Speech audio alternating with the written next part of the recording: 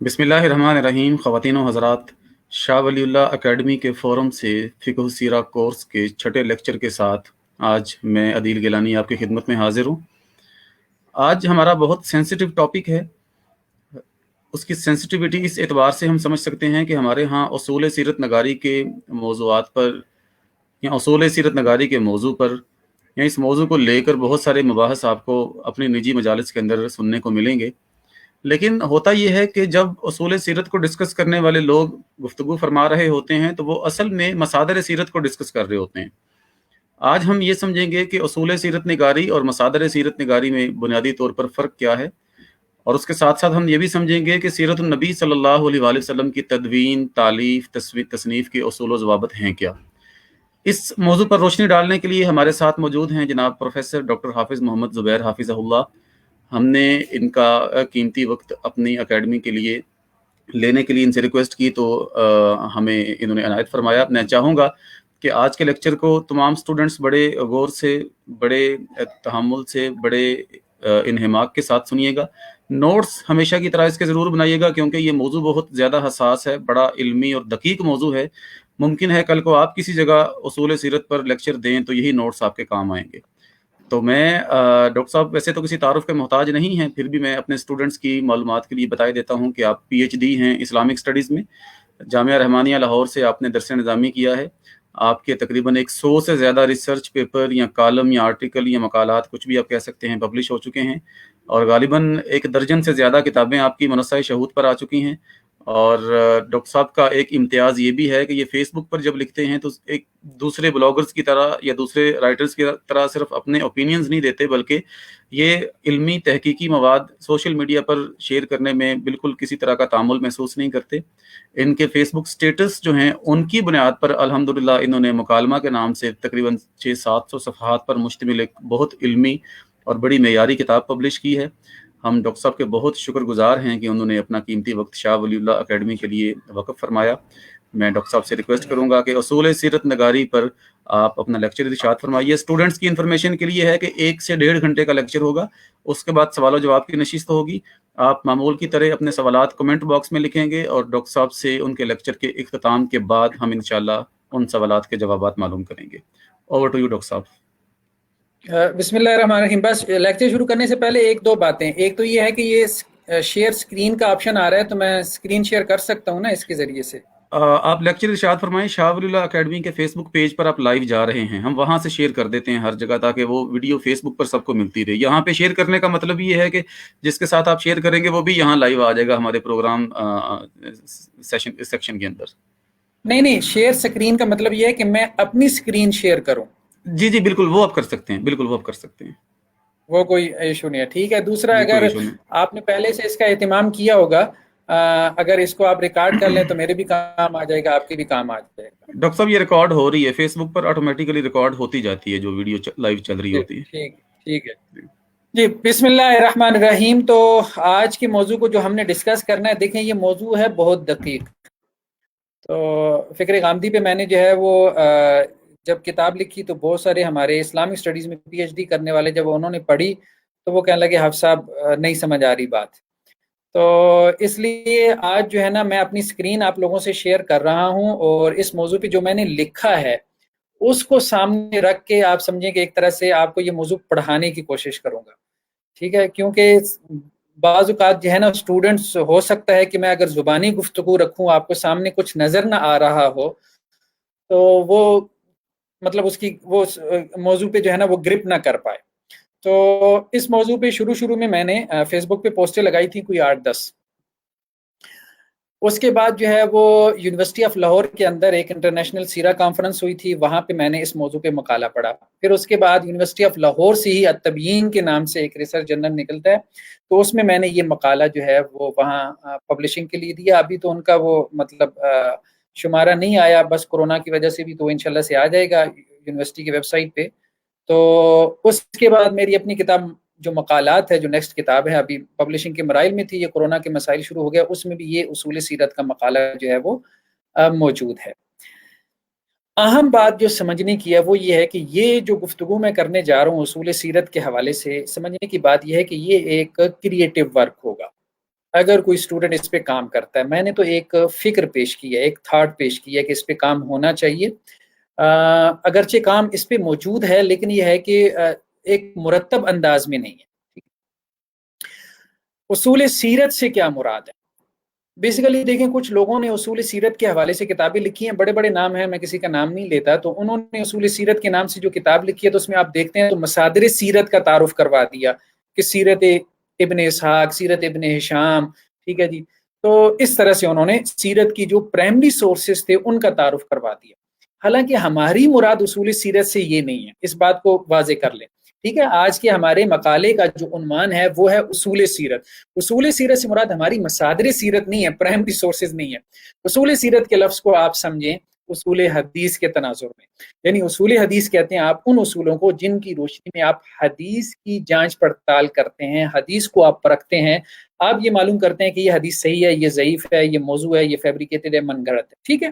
تو اسی طرح سے ہم نے یہ فکر پیش کی کہ اصول سیرت کے نام سے ایسے اصول ہونے چاہیے جیسے اصول حدیث کے نام سے باقاعدہ کتابیں موجود ہیں، مصطلح الحدیث کے نام سے ہیں، جن کی روشنی میں ہم احادیث کو پرکھتے ہیں، اسی طرح اصول سیرت کے نام سے ایسی کتابیں ہونی چاہیے تھیں، یا ایسا فکر پیش کیا جانا چاہیے تھا، ایسے ریسرچ آرٹیکل لکھے جانے چاہیے تھے کہ یہ وہ اصول ہیں جن کی روشنی میں آپ کو سیرت کے واقعات کی تحقیق کرنی چاہیے۔ ابھی تک معاملہ کیا ہو رہا ہے؟ ٹھیک ہے، ابھی تک معاملہ یہ ہوا ہے کہ اصول حدیث کی روشنی میں آپ سیرت کو پرکھ رہے ہیں، ٹھیک ہے نا۔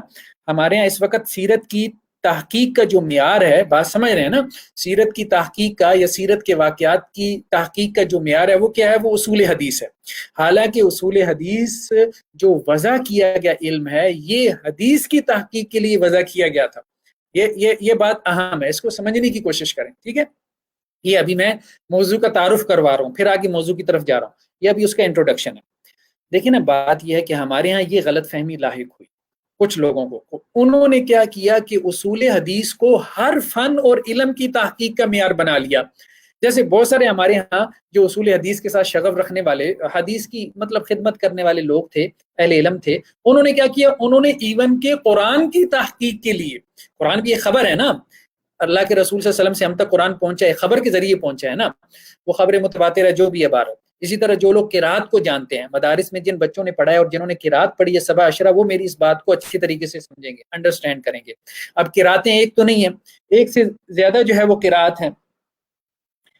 تو اب یہ جو قرات کی جو تحقیق کے اصول ہیں، کچھ لوگوں نے کیا کیا کہ اصول حدیث کی روشنی میں قرآن مجید کی قرات کو پرکھنا شروع کر دیا، ٹھیک ہے۔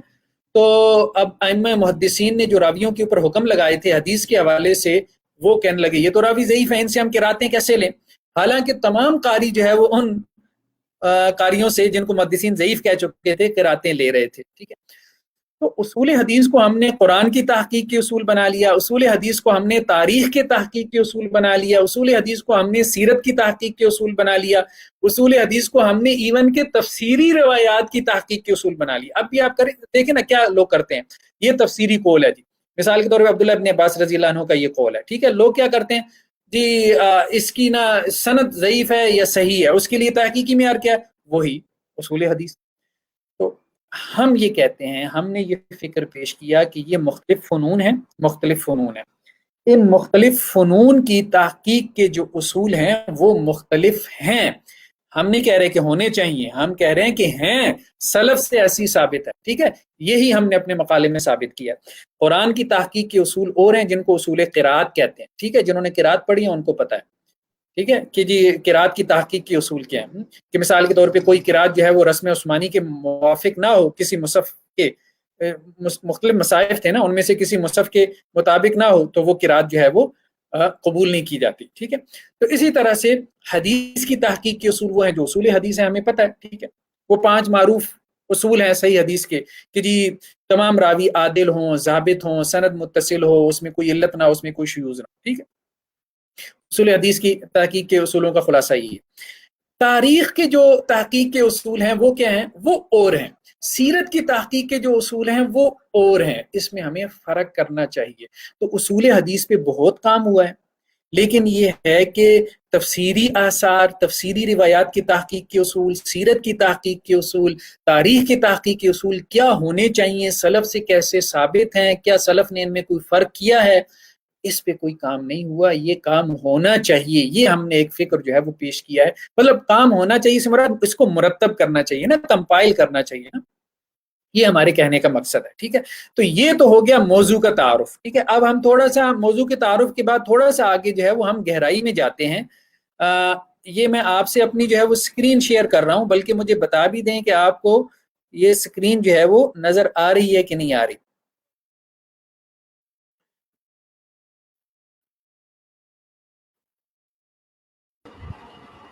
ڈاکٹر صاحب جو انٹرفیس آپ کو نظر آ رہا ہے نا اپنی اسکرین پر، یہی چیز ہمارے آڈینس کو، اسٹوڈنٹس کو نظر آ رہا ہوگا. ٹھیک ہے، ٹھیک.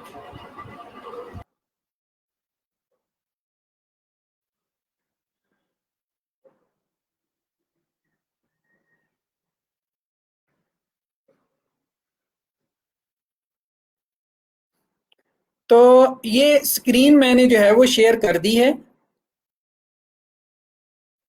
جی، یہ میرا وہ مقالہ ہے اصول سیرت کے اوپر. ٹھیک ہے، تو اس میں شروع میں موضوع کا وہی تعارف کروایا گیا ہے. ٹھیک ہے، جو میں اس سے پہلے جو ہے وہ کروا چکا ہوں.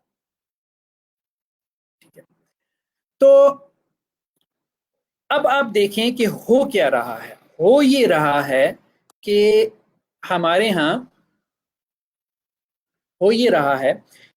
ہاں اصول حدیث کی روشنی میں جب سیرت کو پرکھا گیا ہے تو لوگوں نے سیرت کے اکثر و بیشتر ذخیرے کو ضعیف قرار دے دیا، من گھڑت موضوع قرار دے دیا.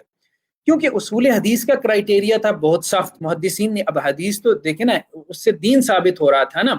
تو حدیث سے جب دین ثابت ہو رہا تھا تو دین کے ثبوت کے لیے جو ایک کرائٹیریا مقرر کیا تھا محدثین نے، وہ بہت سخت کرائٹیریا تھا.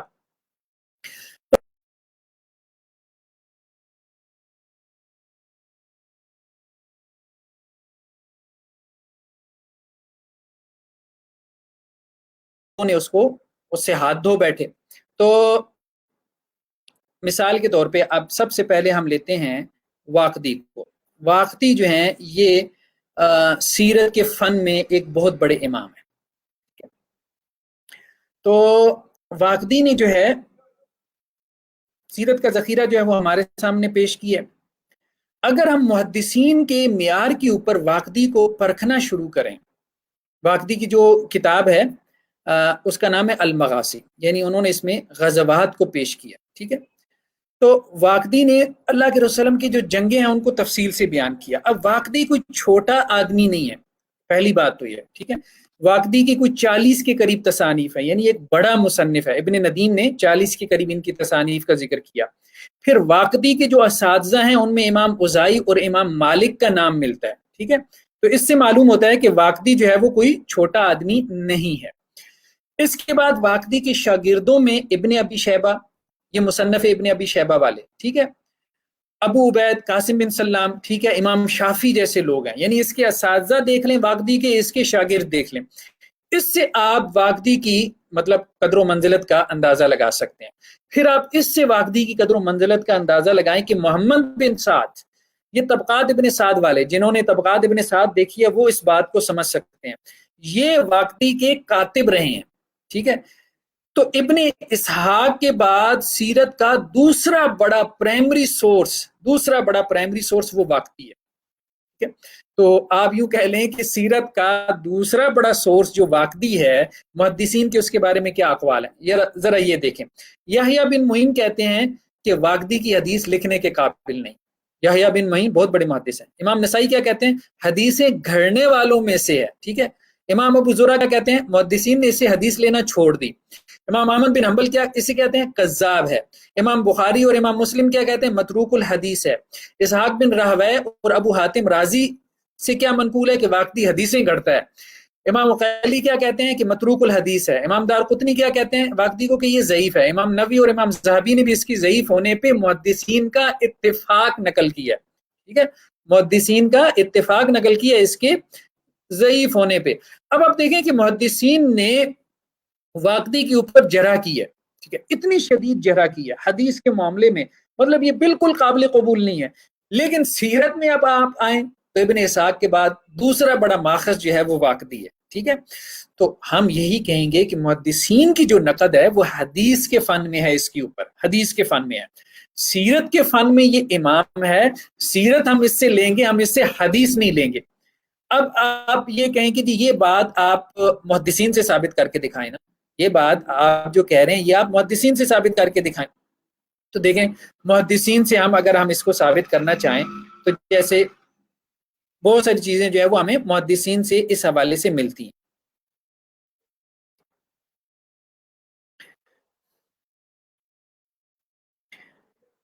جیسے امام ذہبی نے لکھا ہے کہ واقدی جو ہے کیا ہے، قاضی ہے اور صاحب تصانیف ہے. ڈاکٹر صاحب ایک ریکویسٹ آئی ہے کہ آپ اپنے فونٹ کا سائز جو پی ڈی ایف فائل ہے نا اس کو تھوڑا سا اگر آپ بڑھا دیں تاکہ وہ اسٹوڈنٹس اس کو پڑھ سکیں. میں بڑا کر دیتا ہوں، ایک منٹ. اب ٹھیک ہے جی، اب ٹھیک، بہت شکریہ. امام ذہبی کے یہ الفاظ ہیں. ٹھیک ہے، حوالے سارے نیچے موجود ہیں، یہ دیکھیں حواشی میں موجود ہیں. آپ کہیں گے تو میں آپ سے یہ آرٹیکل شیئر بھی کر دوں گا، نوٹس نہ بنائیں، یہی نوٹس کے کام آ جائے گا. تو واقدی جو ہیں کیا ہیں، قاضی ہیں، صاحب تصانیف ہیں، مغازی کے اوپر انہوں نے لکھا ہے، علامہ ہیں، امام ہیں. اب بھائی کس چیز کے امام ہو گئے؟ امام ذہبی ان کو امام لکھ رہے ہیں. دوسری طرف امام ذہبی کیا کہہ رہے ہیں، آگے دیکھیں کیا کہہ رہے ہیں، احد اویت العلم، علم کا ایک جیسے کیا کہتے ہیں ایک برتن ہے، ایک سمندر ہے، علی ضعفہ المتفق علیہ، ان کے ضعیف ہونے پہ اتفاق ہے. اب یہ الفاظ امام ذہبی کے، آپ اس پہ غور کریں، کہتے ہیں بندہ علامہ ہے، بندہ امام ہے، بندہ قاضی بھی ہے، بندہ علم کا ایک بہت بڑا برتن ہے، لیکن اس کے ضعیف ہونے پہ محدثین کا اتفاق ہے. اور بھائی امام کس چیز کا، پھر علامہ کس چیز کا؟ وہ آگے امام ذہبی نے واضح کیا، فلا یستغنی عنہ فی المغازی وایام الصحابہ واخبارہم، مغازی میں صحابہ کے جو احوال ہیں، صحابہ کے بارے میں جو خبریں، اس میں آپ واقدی سے مستغنی نہیں ہو سکتے. تو گویا یہ جتنی محدثین نے تنقید کی ہے یہ حدیث کے حوالے سے ہے. تو حدیث میں آپ واقدی کو نہ لیں، حدیث میں واقدی جو ہے وہ ضعیف ہیں، سیرت میں واقدی جو ہے وہ امام ہے. ٹھیک ہے نا، کیونکہ حدیث کو جو ماننے کے لیے کرائٹیریا چاہیے اس کے لیے واقدی جو ہے وہ ان کا طریقہ کار ٹھیک نہیں ہے، اس پہ وہ پورا نہیں اتر رہے. لیکن سیرت کو لینے کے لیے جو کرائٹیریا ضروری ہے اس کے اوپر وہ پورا اتر رہے ہیں. اسی طرح امام ذہبی ایک اور جگہ پہ لکھ رہے ہیں، وَقَدْ تَقَرَّرَ أَنَّ الْوَاقِدِي ضَعِيفٌ، یہ بات تو طے ہے، ثابت شدہ ہے کہ واقدی ضعیف ہے، لیکن یحتاج الیہ فی الغزوات والتاریخ، ٹھیک ہے، ہم اس کے محتاج ہیں جنگوں میں اور تاریخی واقعات میں. ٹھیک ہے، اسی طرح آپ دیکھیں خطیب بغدادی جو ہیں وہ واقدی پہ محدثین کی جرح نقل کرتے ہیں. ٹھیک ہے، جرح نقل کرنے کے بعد کیا کہتے ہیں کہ واقدی جو ہے وہ بغداد میں آئے، ٹھیک ہے، اور بغداد کے ایک حصے کے قاضی بھی مقرر ہوئی ہے، اور زمین کے مشرق و مغرب میں ان کا جو ہے وہ چرچا ہو گیا واقدی کا. اور جو آدمی بھی تاریخ سے ذرا سی واقفیت بھی رکھتا ہے تو اسے پتہ ہے کہ واقدی کا معاملہ کتنا اہم ہے. ٹھیک ہے، تو قافلے جو ہے وہ ان کی کتابیں لے لے کے پھرتے تھے، مغازی میں، سیر میں، طبقات میں، اور اللہ کے نبی صلی اللہ علیہ وسلم کی جو ہے وہ اخبار میں. تو لوگوں کا جو اختلاف ہے وہ کیا ہے، وقت الناس فی الحدیث، لوگوں کا جو اختلاف ہوا ہے وہ ان کی حدیث لینے میں ہوا ہے. امام شافعی نے بھی واقدی پہ نقد کی ہے، لیکن اس کے ساتھ ساتھ واقدی سے کیا ہے، روایت بھی نقل کر لیتے ہیں. ٹھیک ہے، تو اب یہ بات جو ہے نا وہ سمجھنے کی ہے نا، اس بات کو سمجھنے کی ضرورت ہے کہ واقدی کے اوپر جو محدثین نے نقد کیا ہے اس کی وجہ سے واقدی ضعیف ہوا ہے حدیث کے فن میں، حدیث کے فن میں، وہ سیرت کے فن میں ضعیف نہیں ہوا. تو گویا حدیث کے فن میں ایک بندہ جو ہے وہ کیا ہے، ضعیف ہے. سیرت کے فن میں امام ذہبی کہہ رہے ہیں وہ امام ہے، وہ علامہ ہے. ٹھیک ہے، یہ بات جو ہے وہ کلیئر ہو گئی نا. اب ہم آگے چلتے ہیں. تو واقدی کے حوالے سے جو ہے وہ ایک اور بات جو ہمیں نظر آتی ہے کہ امام احمد بن حنبل نے جو تنقید کی ہے واقدی کے اوپر، ٹھیک ہے، واقدی کے اوپر امام احمد بن حنبل نے یہ تنقید کی ہے کہ واقدی کیا کرتا ہے، مختلف اسناد سے مروی متن کو علیحدہ علیحدہ نہیں بلکہ ایک ہی متن کے طور پہ پیش کر دیتا ہے، اور محدثین اس کو عیب شمار کرتے ہیں. ٹھیک ہے، لیکن یہ ہے کہ یہی کام واقدی سے پہلے ابن اسحاق اور ابن شہاب جو ہے وہ زہری بھی کر چکے تھے، وہ بھی کر چکے تھے، ٹھیک ہے. یہ بات سمجھ میں آ رہی ہے نا کہ محدثین نے کیوں نقد کی ہے، واقدی کے اوپر محدثین نے کیوں نقد کی ہے، اس بات کو سمجھیں. واقدی کے اوپر محدثین نے یا امام احمد بن حنبل نے یہ کہہ کے نقد کیا کہ واقدی کیا کرتا ہے کہ وہ مختلف جو متون ہے نا، ایک سند سے ایک متن آ رہا ہے، دوسری سند سے دوسرا متن آ رہا ہے، مطلب مسئلہ ایک ہی ہے نا، مسئلہ ایک ہی مسئلہ ہے. اس کے بارے میں ایک سند سے ایک متن آ رہا ہے، دوسری سند سے دوسرا متن آ رہا ہے، تیسری سند تیسرا متن آ رہا ہے. اب متن تھوڑے سے مطلب آپس میں ویری کرتے ہیں نا، تھوڑا سا اختلاف ہوتا ہے نا متون میں، کیونکہ پیچھے سند مختلف ہو گئی تو متن بھی تھوڑا سا مختلف ہو جاتا ہے، بعض اوقات مترادف الفاظ آ جاتے ہیں، کوئی کمی پیشی ہو جاتی ہے. تو واقدی کیا کرتا ہے، اگر 10 سندوں سے ایک متن آ رہا ہے نا، تو وہ کرتا ہے وہ 10 سندیں جو ہے وہ سائڈ پہ رکھ دیتا ہے اور ایک ہی سند سے تمام متن بیان کر دیتا ہے. تو اس لیے وہ ضعیف ہے. اچھا، واقدی نے یہ کام حدیث میں نہیں کیا، اس نے کام سیرت میں کیا، کیونکہ سیرت میں وہ دین نہیں بیان کر رہا، سیرت میں وہ واقعہ بیان کر رہا ہے. اس کی کتاب کا عنوان کیا ہے، المغازی، یعنی وہ غزوہ احد بیان کر رہا ہے، یہ وہ غزوہ بدر کی تفصیلات بیان کر رہا ہے، ٹھیک ہے. تو وہ صلح حدیبیہ پہ بحث کر رہا ہے، ٹھیک ہے. وہ غزوہ حنین اور غزوہ تبوک کا ذکر کر رہا ہے. تو وہاں اس کی اصل نظر واقعے کے اوپر ہے. وہ واقعی کی جزیات اس کو ادھر سے ملتی ہیں، کچھ واقعی کی جزیات اس کو ادھر سے ملتی ہیں. وہ کیا کرتا ہے، ان تمام جزیات کو ملا کے، مطلب جیسے ہم کہتے ہیں نا ایک سٹوری مکمل کر دی، تو وہ ایک سٹوری ہے نا غزوہ تبوک کی. تو وہ ایک قصہ آپ نے بیان کرنا ہے نا، کہ سیرت تو ایک واقعہ ہی ہے نا، کہ یہ ہوا وہ ہوا، ٹھیک ہے. تو وہ تمام جو ہے سندوں سے ایک چیز اس کو کچھ اس سند سے ملی، کچھ اس سند سے ملی، کچھ اس سند سے ملی. تو اس نے وہ کیا کیا، وہ تمام واقعہ کیا کیا، سندوں کو ملا کے جو ہے وہ بیان کر دیا. اور اس نے کہا کہ قالو کہہ کے کہ انہوں نے یہ بات کہی ہے، مطلب سب کے نام لے کے نا، فلاں فلاں فلاں فلاں فلاں فلاں فلاں. اب سب نے وہ بات نہیں کی، کسی نے کچھ کی، کسی نے کچھ کی، کسی نے کچھ کی. یہ بات سمجھ رہے ہیں نا، مطلب ایک واقعے کو مجھ سے 10 بندوں نے بیان کیا، ٹھیک ہے. ایک نے اس واقعے کا ایک جز بیان کیا، دوسرے نے دوسرا جز بیان کیا، تیسرے نے تیسرا جز بیان کیا. تو واقعی نے کیا کام کیا، یا میں نے کیا کام کیا، میں نے کیا کیا، میں نے کہا جی 10 بندوں نے مجھ سے یہ واقعہ بیان کیا، اور 10 بندوں نے جو بیان کیا تھا وہ سب میں نے اس ایک ترتیب سے جمع کر کے آگے ایک واقعہ بنا کے پیش کر دیا. تو اس پہ جو ہے وہ امام احمد بن حنبل نے تنقید کی کہ یہ واقعی کرتا ہے، اس لیے واقعی ہمارے نزدیک قابل قبول نہیں، یہ کذاب ہے، یہ جھوٹا ہے. اب دیکھیں نا، ایک اعتبار سے وہ جو کہہ رہا ہے کہ جی قالو انہوں نے یہ بیان کیا، وہ سب نے تو وہ بیان نہیں نہ کیا. ایک اعتبار سے اگر آپ سوچیں تو امام احمد بن حنبل کی بات بھی جو ہے وہ ایک اعتبار سے ٹھیک معلوم ہو رہی ہے. لیکن دوسرے اعتبار سے آپ دیکھیں تو واقعی جو بات بیان کرنا چاہ رہا ہے، ٹھیک ہے، کہ وہ یہ کہہ رہا ہے کہ بھائی میرا اصل مقصود جو ہے وہ قصہ ہے، ٹھیک ہے. تو قصے میں جو ہے وہ فلاں نے اس کا یہ جز بیان کیا، فلاں نے اس کو، آپ چھوڑو، وہ سب راوی جو ہے وہ میرے نزدیک ثقہ ہیں.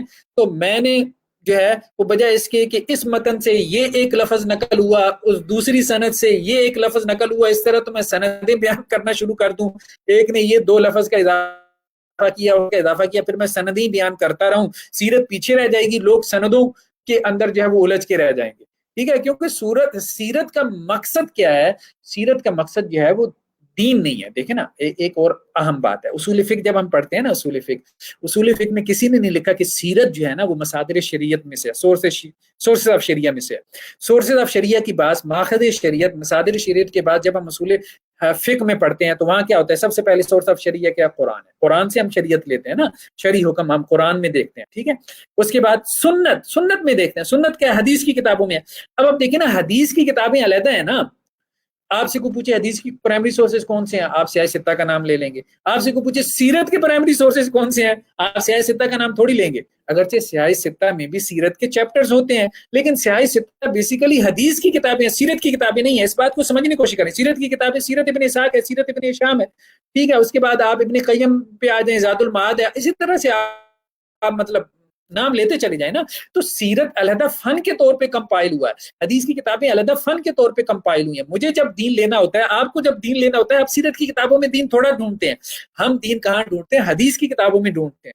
تو دین کا جو سورس ہے وہ قرآن اور حدیث ہے، وہ کتاب اللہ اور سنت رسول صلی اللہ علیہ وسلم ہے. سیرت کو تو کسی نے مصادر شریعت میں کہا ہی نہیں، نہ کوئی سیرت کی کتابوں کا مطالعہ اس لیے کرتا ہے کہ وہاں سے کوئی شرعی حکم اخذ کرے. سیرت بیسیکلی رسول اللہ صلی اللہ علیہ وسلم کی ایک زندگی ہے، ٹھیک ہے، آپ صلی اللہ علیہ وسلم کے جو لائف ایونٹس تھے نا، ہم ان کو ایک کرونولوجیکل آرڈر کے اندر، ایک تاریخی آرڈر میں ہم ان کو اسٹڈی کرتے ہیں، ٹھیک ہے، کہ آپ صلی اللہ علیہ وسلم نے اس طرح سے، مطلب ایک تاریخ ہے نا، آپ یوں کہہ سکتے ہیں کہ اس تاریخ کی اہمیت اس لیے بڑھ گئی ہے کہ یہ تاریخ رسول اللہ صلی اللہ علیہ وسلم کی تاریخ ہے، ٹھیک ہے، تو ورنہ تو سیرت بھی تاریخ کا ایک حصہ ہے، لیکن بہرحال اس کو اہل علم نے یا مسلمانوں نے تاریخ سے علیحدہ کر کے بھی کمپائل کیا ہے، تاریخ سے علیحدہ ایک فن کے طور پہ اس کو متعارف کروایا، کیونکہ یہ رسول اللہ صلی اللہ علیہ وسلم کی تاریخ تھی، اس لیے اس کو ذرا زیادہ اہتمام سے مطلب اس کو مدون کیا گیا، اس کو کمپائل کیا گیا۔ تو کہنے کا مقصد یہ ہے کہ یہ جو کام واقدی نے کیا ہے، اس نے یہ سیرت میں کیا ہے، اس نے یہ حدیث میں نہیں کیا۔ جب وہ سیرت میں یہ کام کرتا ہے تو اس سے پہلے کس نے یہ کام کیا ہے سیرت میں؟ اس سے پہلے یہ کام جو ہے وہ سیرت کے اندر کچھ بڑے لوگوں نے کیا ہے۔ ان بڑے لوگوں میں دو ناموں کا میں نے یہاں پہ تذکرہ کیا، ابن اسحاق اور ابن شہاب زہری۔ اچھا، ابن اسحاق تو پھر سیرت نگار ہیں، لیکن ابن شہاب زہری جو ہے نا، زہری جو ہیں، یہ تو حدیث کے اماموں میں سے ہے نا۔ اچھا، یہ حدیث میں یہ کام نہیں کرتے ابن شہاب زہری کہ جی مختلف جو ہے وہ متون کو ایک سند سے نقل کر دیں، ٹھیک ہے، قالو کہہ کے، لیکن ابن شہاب زہری جو ہے وہ سیرت میں یہ کام کرتے ہیں، ٹھیک ہے۔ تو گویا امام ابن شہاب زہری جو خود امیر المومنین فی الحدیث کہلاتے ہیں، وہ حدیث میں یہ کام نہیں کرتے لیکن سیرت میں یہ کر جاتے ہیں۔ تو جب وہ متون نہیں ہے تو واقدی کیوں متون ہے سیرت میں ایسا کام کرنے سے؟ تو گویا ایک کام حدیث میں آپ کرتے ہیں تو وہ تان ہے، ٹھیک ہے، لیکن سیرت میں دوسرے فن میں اگر وہ کرتے ہیں تو وہ تان نہیں ہے۔ یہ فرق کرنا چاہیے، یہ فرق کرنا چاہیے۔ یہ فرق ابن شہاب زہری نے کیا، ان کے بعد ابن اسحاق نے کیا، ٹھیک ہے، اور اس کے بعد پھر واقدی نے کیا ہے۔ تو یہ بات جو ہے وہ اہم ہے، اس کو جو ہے وہ نوٹ کرنے کی ضرورت ہے۔ دوسرا اب آپ لیں واقدی کے بعد، یعنی واقدی جو ہے نا اس کے بعد دوسرا کیس اب لیں ابن اسحاق کا، ٹھیک ہے۔ ہم یہی بیان کر رہے ہیں نا، یہ سیرت کے اولین مصادر ہیں، یہ سیرت کے اماموں میں سے ہیں۔ اصول حدیث کے اوپر اگر سیرت کے اماموں کو پرکھنا شروع کر دیں تو ان کی سیرتیں بھی اڑ جاتی ہیں۔ آج کل کی سیرت کہاں باقی رہ جائے گی بھائی، اس بات کو سمجھنے کی کوشش کریں۔ واقدی کی ابن اسحاق کی سیرت اڑ جائے گی، ابن اسحاق کی سیرت اڑ جائے گی تو ابن ہشام کی سیرت کہاں باقی رہ جائے گی؟ تو ابن اسحاق تو پرائمری سورس ہے سیرت کا، ٹھیک ہے۔ تو اس بات کو سمجھنے کی کوشش کریں، اصول حدیث پہ اگر سیرت کو پرکھنا شروع کر دیں گے، سیرت کے واقعات کو، تو کچھ بھی نہیں رہ جائے گا۔ ابن اسحاق، ابن ہشام، باقی کچھ بھی نہیں رہ جائے گا۔ آپ مطلب آج کل کی سیرتیں کہاں رہ جائیں گی، ٹھیک ہے۔ تو ابن اسحاق یہ اولین مصدر ہے سیرت کا، ان کو فن سیرت نگاری کا امام بھی کہتے ہیں۔ اسی کا خلاصہ جو ہے وہ ابن ہشام ہے، ٹھیک ہے۔ ابن ہشام ہمارے پاس آج موجود ہے، ابن اسحاق تو اس طرح سے مکمل آج کل پبلش نہیں ہو رہی۔ اچھا، ابن اسحاق جو ہے یہ کس کے شاگرد ہیں؟ ابن شہاب زہری کے شاگرد ہیں۔ تو ابن اسحاق نے یہ کام لیا ہے ابن شہاب زہری سے، سمجھ رہے ہیں بات؟ ابن شہاب زہری جو امیر المومنین فی الحدیث ہیں، وہ سیرت میں یہ کام کرتے تھے کہ مختلف متون کو ایک سند سے نقل کر دیتے تھے۔ تو سیرت کے اولین امام ابن اسحاق نے یہی کام جو ہے وہ یہی منہج سیرت کی تحقیق میں ابن شہاب زہری سے لیا۔ اچھا، ابن اسحاق نے صرف ابن شہاب زہری سے استفادہ نہیں کیا، حضرت حسین کے یہ پوتے محمد بن علی سے بھی استفادہ کیا۔ ادھر سے آپ دیکھیں محمد بن ابی بکر، یہ حضرت ابو بکر کے پوتے قاسم سے بھی، اور اسی طرح ادھر سے دیکھیں عثمان، حضرت عثمان بن عفان ہیں، ان کے بیٹے ابان سے بھی، اور اسی طرح جو ہے وہ عبد الرحمن بن عوف کے بیٹے ابو سلمہ، اور اسی طرح انس بن مالک رضی اللہ عنہ کو بھی دیکھنے کا ان کو شرف حاصل ہوا، ٹھیک ہے۔ تو یہ سیرت کے اولین اماموں میں سے ہیں ابن اسحاق۔ اب ابن اسحاق کے بارے میں محدثین کے اقوال ملاحظہ کریں۔ امام مالک کہتے ہیں کہ جی یہ دجال ہے۔ کس کو دجال کہہ رہے ہیں امام مالک؟ ابن اسحاق کو۔ امام احمد اور امام دار قطنی کہہ رہے ہیں کہ یہ حجت نہیں ہے ابن اسحاق۔ امام نسائی کہہ رہے ہیں کہ یہ قوی نہیں ہے۔ یحییٰ بن معین کہہ رہے ہیں کہ یہ ضعیف ہے، ٹھیک ہے۔ یحییٰ القطان کہہ رہے ہیں کہ یہ کذاب ہے۔ ابن حجر نے کہا ہے کہ یہ ضعیف اور مجہول راویوں سے تدلیس میں مشہور ہے، ٹھیک ہے، یعنی مدلس راوی ہے۔ تو لیکن یہ ساری جو جرح ہے آپ اگر یہ نقل کر دیں، ٹھیک ہے، ابن اسحاق کے اوپر، تو آپ ابن اسحاق کی سیرت لے سکتے ہیں؟ ایک لفظ نہیں لے سکتے آپ ابن اسحاق کی سیرت سے۔ ابن اسحاق سے آپ سیرت نہیں لیں گے تو اس کے بعد سیرت آپ کو کہاں سے ملے گی مجھے بتائیں، ٹھیک ہے۔ پھر آپ سیرت لیں گے قرآن اور صحیح حدیث سے۔ قرآن اور صحیح حدیث سے جو آپ کو سیرت ملے گی وہ تو بہت تھوڑی سی سیرت ہوگی، بہت تھوڑی سی سیرت ہوگی نا، جس کی روشنی میں آپ رسول اللہ صلی اللہ علیہ وسلم کی زندگی کو آپ انٹرپریٹ نہیں کر سکتے، ٹھیک ہے۔ تو اس بات کو سمجھنے کی کوشش کریں کہ یہ جو محدثین نے جرح کی ہے یہ انہوں نے حدیث کے حوالے سے ابن اسحاق پہ جرح کی ہے، لیکن حدیث میں ضعیف ہونے کے باوجود انہیں سیرت میں امام مانا گیا، ٹھیک ہے۔ جیسے امام شافعی کا قول ہے امام شافعی کیا کہتے ہیں؟ من اراد ان یتبحر فی المغازی، جو غزوات میں تباہر حاصل کرنا چاہتا ہے، سمندر بننا چاہتا ہے، جو غزوات رسول صلی اللہ علیہ وسلم کے علم میں، وہ کیا کرے؟ فہو عیال علی محمد ابن، وہ ابن اسحاق کا محتاج رہے گا، ٹھیک ہے۔ اسی طرح امام زابی کیا کہتے ہیں؟ قد کان فی المغازی علامہ، مغازی میں وہ علامہ تھے۔ اب دیکھیں نا، محدثین جتنی نقد کر رہے ہیں وہ حدیث کے فن میں کر رہے ہیں، اس بات کو سمجھنے کی کوشش کریں۔ اور وہی محدثین، امام شافعی سے بڑھ کے کون محدث ہوگا؟ امام زابی بھی جلیل القدر محدثین میں، وہی محدث سیرت میں ان کی خدمات کا اعتراف کر رہے ہیں اور کہہ رہے ہیں کہ سیرت میں ہم ان کے محتاج ہیں۔ تو محدثین نے کیا کیا ہے؟ ہم نے ایک جملہ لکھا ہے کہ محدثین نے موضوع اور موضوع کا فرق کیا ہے، ٹھیک ہے۔ انہوں نے کسی کو حدیث میں ضعیف قرار دے کے سیرت میں نہ صرف اسے قبول کیا بلکہ اسے سیرت میں امام مانا ہے، امام مانا ہے، ٹھیک ہے۔ اب آپ دیکھیں جیسے امام احمد کیا کہتے ہیں ابن اسحاق کے بارے میں، جب ابن اسحاق پہ نقد کرتے ہیں نا، ذرا قول کی گہرائی دیکھیں۔ امام احمد کیا کہہ رہے ہیں؟ لم یکن یحتج بہ فی السنن، سنت اور حدیث میں اس کو حجت نہیں مانا جائے گا، ٹھیک ہے۔ تو یہ اہم بات ہے۔ اسی طرح امام احمد کی واقدی کے اوپر بھی نقد دیکھیں نا، تو وہ کیسے آتی ہے؟ امام احمد کہتے ہیں لم نزل ندافع امر الواقدی، ہم واقدی کے دفاع کرتے رہے، یہاں تک کہ اس نے ایک روایت نقل کی کہ معمر زہری سے بیان کرتے ہیں، وہ نبہان سے، وہ ام سلمہ سے۔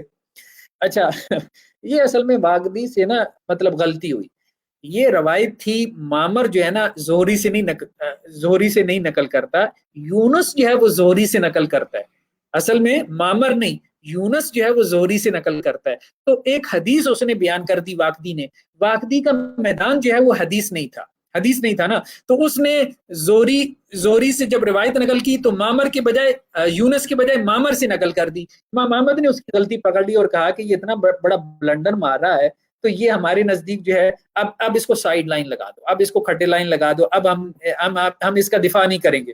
تو امام احمد بھی حدیث کے معاملے میں اس سے جو ہے وہ پیچھے ہوئی ہیں، حدیث کے معاملے میں اس کی غلطی سے۔ تو ہم بھی کہہ رہے ہیں کہ حدیث آپ اس سے نہ لیں، ہم تو یہ کہہ رہے ہیں کہ سیرت حدیث کے معاملے میں جو اس پہ تنقید ہے تو اس کو بنیاد بنا کے آپ یہ نہ کہیں کہ واقدی کو محدثین نے کذاب کہا ہے تو آپ اس سے ہم سیرت بھی نہیں لیں گے، یہ بات خود محدثین کی باتوں کے خلاف چلی جائے گی۔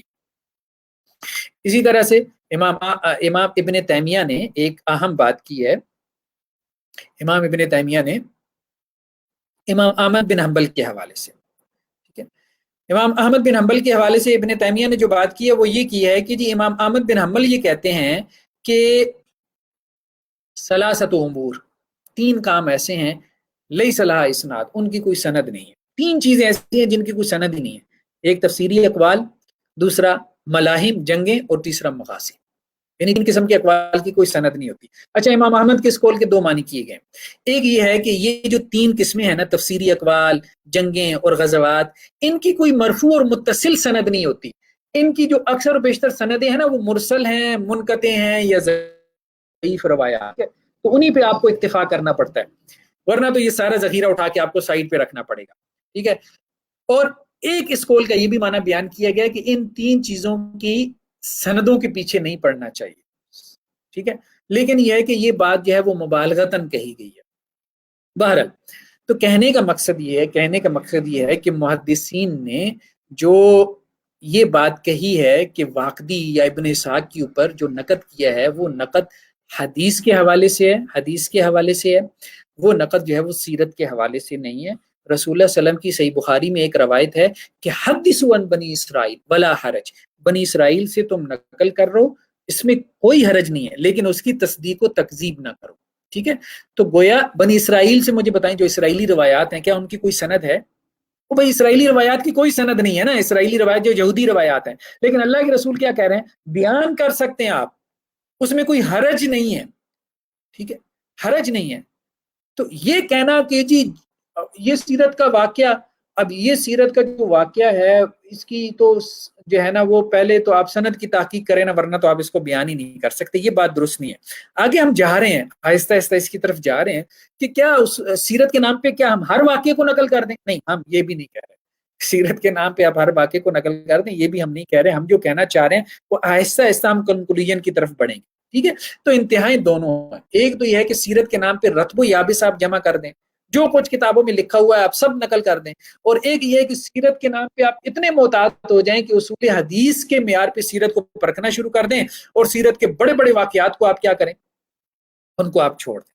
ٹھیک ہے، تو اصل میں سنت اور سیرت میں فرق ہے. سنت کا تعلق رسول اللہ کی شرعی زندگی سے ہے، اور سیرت کا تعلق جو ہے وہ کیا ہے، وہ آپ صلی اللہ علیہ وسلم کی بشری زندگی سے ہے. تو اب ہم یہ بات، ایک اہم بات جو یہاں پہ میں نے نقل کی ہے، یہ اس بات پہ تھوڑا سا جو ہے نا وہ آپ غور کریں. واقدی جو ہے وہ محدثین کے ہاں کذاب اور ضعیف ہے. ٹھیک ہے نا، واقدی نے ایک کتاب لکھی المغازی کے نام سے. ٹھیک ہے، وہ کتاب میرے پاس موجود ہے، آپ اس کو ویسے نیٹ پہ سرچ کریں آپ کو مل جائے گی. اس کے اوپر پی ایچ ڈی کا تھیسس بھی ہو چکا ہے واقدی کی کتاب پہ. اچھا، واقدی نے، میں نے دیکھا ہے، واقدی نے 10 روایات ایسی بیان کی ہیں، واقدی نے اپنی المغازی میں 10 روایات ایسی بیان کی ہیں کہ جو صحیحین نے بھی بیان کی ہیں، یعنی بخاری مسلم دونوں نے یا ان میں سے کسی ایک نے. تو واقدی ان دونوں سے یعنی صحیحین سے پہلے وہ 10 روایات بیان کر چکا تھا. اب واقدی محدثین کے نزدیک کذاب تھا، بات سمجھ رہے ہیں نا. تو محدثین کے کرائٹیریا کے مطابق وہ واقدی کی 10 روایات قابل قبول نہیں تھیں. بعد میں جب صحیحین نے ان کو نقل کر دیا تو واقدی کی وہ 10 روایات کیا ہو گئیں، صحیح ہو گئیں. اب یہ بات سچی، آپ یہ کہیں کہ صحیحین کی صحت کی وجہ سے ہم نے واقدی کی 10 روایات کو مانا ہے، گہری بات کیا ہوگی کہ صحیحین کی روایات نہ بھی ہوتی تو بھی واقدی کی روایت صحیح تھی. یہ ہمیں صحیحین کی روایات نے بتلایا ہے. بات سمجھ رہے ہیں نا، ان جملوں کے اوپر آپ غور کریں. ٹھیک ہے، ان کے اندر گہرے نقطے جو ہے وہ بیان ہوئی ہیں. اب ہم آگے چلتے ہیں. ٹھیک ہے، ایک کیس ہم نے دیکھا واقدی کا، دوسرا کیس ہم نے ابن اسحاق کا دیکھا. ٹھیک ہے، اب اس کے بعد تیسرا کیس، تیسرا بڑا نقطہ جو ہم بیان کرنے والے ہیں وہ یہ ہیں کہ سیرت اور تاریخ جو ہے نا یہ دو قسم پر ہے. ٹھیک ہے، سیرت بھی تاریخ کا ایک حصہ ہے. ایک وہ ہے جس کی سند ہے، یعنی سیرت کے کچھ واقعات جن کی سند ہے نا، جیسے حدیث کی کتابوں میں بھی مطلب سیرت کے چیپٹرز ہوتے ہیں نا، یا سیرت کے کچھ واقعات قرآن میں بھی بیان ہو گئے. غزوہ تبوک کا ذکر ہے قرآن میں، غزوہ احد کا ذکر ہے، غزوہ بدر کا ذکر ہے. ٹھیک ہے، تو سند تو موجود ہے. دوسری سیرت اور تاریخ ہوا ہے جس کی سند ہی نہیں ہے. ٹھیک ہے، یہ بات کلیئر ہو گئی. اب جس کی سند ہے، ٹھیک ہے، وہ پھر سند اس کی دو قسم کی ہے. ایک یہ کہ سند صحیح ہے یا متصل ہے، اور دوسری جو اگر اس کی سند ہے تو وہ ضعیف ہے یا منقطع ہے. ٹھیک ہے، تو اب جو سند صحیح اور متصل ہے اس کو تو سب مانتے ہیں، بھائی اس سیرت کو تو آپ قبول کریں جو قرآن میں آ گئی یا صحیح حدیث میں آ گئی. اب جو سیرت جو ہے کسی ضعیف یا منقطع روایت میں آ گئی ہے اس کو قبول کرنا چاہیے کہ نہیں قبول کرنا چاہیے، یہ بیسیکلی محل اختلاف ہے. ٹھیک ہے، یہ بیسیکلی محل اختلاف. اب ہم نے اگر اس کا تعین کر لیا ہے تو اب آگے چلتے ہیں. دیکھیں یہاں پہ میں بات کی ہے، ایک اصول بیان کیا ہے. وہ اصول کیا ہے؟ سیرت کا اتفاق. یہ بہت اہم بات ہے. سیرت نگاری ایک پورا جو ہے نا ایک سبجیکٹ ہے نا، ایک فن ہے نا. سیرت نگاروں کا جو اتفاق ہے نا یہ ایک بڑی دلیل ہے، بہت وزنی دلیل ہے. یعنی جسے کہتے ہیں کہ اصحاب فن کا اتفاق، جسے اجماع کہتے ہیں نا. اجماع کیا ہوتا ہے؟ اجماع بیسیکلی جو ہے وہ اصحاب فن کا اتفاق ہوتا ہے نا، اصحاب فن کا اتفاق ہوتا ہے. ٹھیک ہے، اس بات کو سمجھنے کی کوشش کریں. تو اصحاب فن کا اتفاق، سیرت نگاروں کا اتفاق بہت اہم ہے، بہت اہم ہے. ہر فن میں اس کی اہمیت بڑی مسلم ہوتی ہے. جیسے آپ میڈیکل سائنس میں ڈاکٹروں کا اتفاق، انجینئرنگ میں انجینئروں کا اتفاق، تو سیرت نگاروں کا اتفاق ایک بہت بڑی دلیل ہے. سیرت نگاروں کے اتفاق کے مقابلے میں اگر کوئی صحیح روایت نقل ہو جائے، ٹھیک ہے، حدیث کی کتابوں میں، تو پھر ہم کیا کریں گے؟ ہم سیرت نگاروں کے اتفاق کے کو لے لیں گے اور صحیح حدیث کی ہم کیا کریں گے؟ ایسی تعویل کریں گے کہ وہ سیرت نگاروں کے اجماع اور اتفاقی بیان کے مطابق ہو جائے. سمجھ رہے ہیں نا بات؟ چلیں اس بات کو ہم مثالوں سے سمجھتے ہیں. مثالوں سے سمجھنے سے پہلے یہ ابن صلاح کی ایک عبارت ہے. بہرحال یہ عبارت بھی ذرا گہری عبارت ہے. دیکھیں آج یہ جو باتیں میں کر رہا ہوں نا یہ تھوڑے علم کے ساتھ نا یہ نقصان دہ ہو سکتی ہیں. وہ جو سائنسٹسٹ ہیں انہوں نے لکھا ہے کہ سائنس کا تھوڑا سا علم جو ہے نا وہ انسان کو الہاد کی طرف ایتھیزم کی طرف لے جاتا ہے. سائنس کا جو ان ڈیپتھ نالج ہے تو وہ آپ کو خدا کے دروازے پہ لا کے جو ہے وہ سجدے کی حالت میں چھوڑ دیتا ہے. تو یہ باتیں بہت گہری ہیں، یہ باتیں، یہ جو ابن صلاح کی اب میں کوٹیشن نقل کر رہا ہوں، تو یہ اگر آپ اس کو کسی سطحی انداز میں دیکھیں گے تو یہ نقصان دہ بھی ہو سکتی ہے. ابن صلاح یہ کہتے ہیں، محدثین یہ کہتے ہیں نا ھذا حدیث صحیح، تو اس کا مطلب کیا ہوتا ہے؟ اس کا مطلب یہ ہوتا ہے کہ اس کی سند متصل ہے. ٹھیک ہے، اس کا مطلب یہ نہیں ہے کہ فی نفس ہی وہ حدیث صحیح ہے. اس کا مطلب یہ ہے کہ یہ حدیث جو ہے، یہ حدیث صحیح حدیث کا جو معیار ہے، جو کرائیٹیریا ہے، اس کے اوپر پوری اتر رہی ہے. اسی طرح جب محدثین یہ کہتے ہیں کہ یہ حدیث صحیح نہیں ہے تو اس کا مطلب یہ نہیں ہے کہ فی نفسی وہ چیز جھوٹ ہے. ٹھیک ہے، اس سے مراد یہ ہے کہ یہ سب صحیح حدیث کے کرائیٹیریا پہ پوری نہیں اتر رہی. چلیں بہرحال اس کو آپ ایک مثال سے سمجھیں. یہ بات ابن صلاح کی ابھی آپ کو ایک مثال سے سمجھ میں آئی. صحیح بخاری سے اتھینٹک تو کوئی حدیث کی کتاب نہیں ہے نا. صحیح بخاری میں ایک روایت ہے واقعہ معراج کے بارے میں. واقعہ معراج سیرت کا بھی ایک بڑا موضوع ہے نا. صحیح بخاری میں واقعہ معراج کے بارے میں جو ایک روایت ہے اس میں الفاظ کیا ہیں کہ واقعہ معراج قبل ان یوحی الی، کہ واقعہ معراج وحی نازل ہونے سے پہلے ہوا تھا. اللہ علیہ وسلم کو جو آسمانوں کی سیر کروائی گئی یہ نبوت سے پہلے کا واقعہ ہے. یہ بات آ گئی صحیح بخاری میں. اور سیرت نگاروں کا اتفاق کیا ہے کہ واقعہ معراج کب ہوا؟ نبوت ملنے کے بعد ہوا. اگرچہ ان میں تاریخ میں آگے اختلاف ہے لیکن اس میں کہ نبوت ملنے کے بعد ہوا، کیونکہ نبوت سے پہلے تو واقعہ معراج کی کوئی توقع نہیں بنتی. ٹھیک ہے، اب کیا کریں؟ ایک طرف صحیح بخاری ہے، ٹھیک ہے، جو سب سے اتھینٹک حدیث کی کتاب ہے، دوسری طرف سیرت نگاروں کا اتفاق ہے. آپ صحیح حدیث ہے اس کی آپ تعویل کریں گے. آپ یہ نہیں کریں گے کہ ہم کہیں کہ جس سیرت نگاروں کو ہم اٹھا کے پھینکتے ہیں. سیرت نگار کون ہوتے ہیں؟ ٹھیک ہے، سب کو اٹھا کے آپ پھینک دیں، ان کے اجماع کی کوئی حیثیت نہیں ہے. صحیح بخاری کی روایت کو ہم لیتے ہیں اور ہم یہ کہیں گے کہ واقعہ معراج جو ہے نبوت سے پہلے نہیں، ہم یہ نہیں کہیں گے. یہ ایک بیانیہ ہے، بیانیہ ٹھیک نہیں ہے. بیانیہ کیا ہوگا؟ ہم کہیں گے صحیح بخاری کی اس روایت کی تعویل ہم کریں گے تاکہ یہ سیرت نگاروں کے اتفاق کے مطابق ہو جائے. ٹھیک ہے، اس لیے امام خطابی، یہ بڑے نام ہیں، امام خطابی، امام حزم، عبد الحبیلی، قاضی ایاز، امام نووی، علامہ ابن حجر، ان سب نے کہا کہ یہ جو بخاری کی روایت میں الفاظ ہے نا قبل حائل، یہ راوی کا وہم ہے، کہ راوی کا وہم ہے. اور ابن حجر نے یہ بھی بات کہی ہے کہ اہل علم کا اتفاق ہے کہ نماز معراج کیا فرض ہوئی، تو نبوت ملنے سے پہلے نماز کیسے فرض ہو سکتی تھی؟ تو وہ کہتے ہیں یہ راوی کا وہم ہے. اچھا، ضعیف، بخاری کی روایت ضعیف نہیں، بخاری کی روایت تو بہت لمبی چوڑی ہے. آپ یہ کہیں گے کہ یہ الفاظ جو ہے نا قبل ان یوحی الی، بس یہ فریز جو ہے وہ بخاری میں جو ہے یہ ثابت نہیں ہے، یہ راوی کا وہم ہے.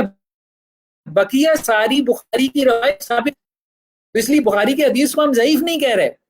ٹھیک ہے، ہم صرف یہ کہہ رہے ہیں کہ بخاری کا یہ جو فریز ہے، یہ محدثین نے کہا ہے کہ یہ فریز، یہ جملہ بخاری کا، یہ جملہ ثابت نہیں، باقی ساری روایت ثابت ہے. اسی طرح آپ ایک اور جو ہے وہ مثال لے لیں. تو اس لیے یہ نہیں کہا جائے گا کہ بخاری کی روایت ضعیف ہوگی، کیونکہ روایت تو بہت لمبی چوڑی ہے نا، بہت لمبی چوڑی ہے. وہ روایت تو ضعیف نہیں نہ ہوئی، زیادہ سے زیادہ آپ یہ کہہ سکتے ہیں کہ یہ فریز ثابت نہیں ہوا. ٹھیک ہے، محتاط بیان یہی اور یہی بیان دینا چاہیے. اسی طرح صحیح بخاری میں ایک روایت ہے حضرت عبداللہ ابن عباس سے کہ اللہ کے نبی صلی اللہ علیہ وسلم نے یوم احد کے دن کہا، اللہ کے نبی صلی اللہ علیہ وسلم نے احد کے دن کہا. کیا کہا؟ یہ دیکھو جبریل جو ہیں وہ اپنے گھوڑے کی لگام پکڑی ہوئی آ رہے ہیں.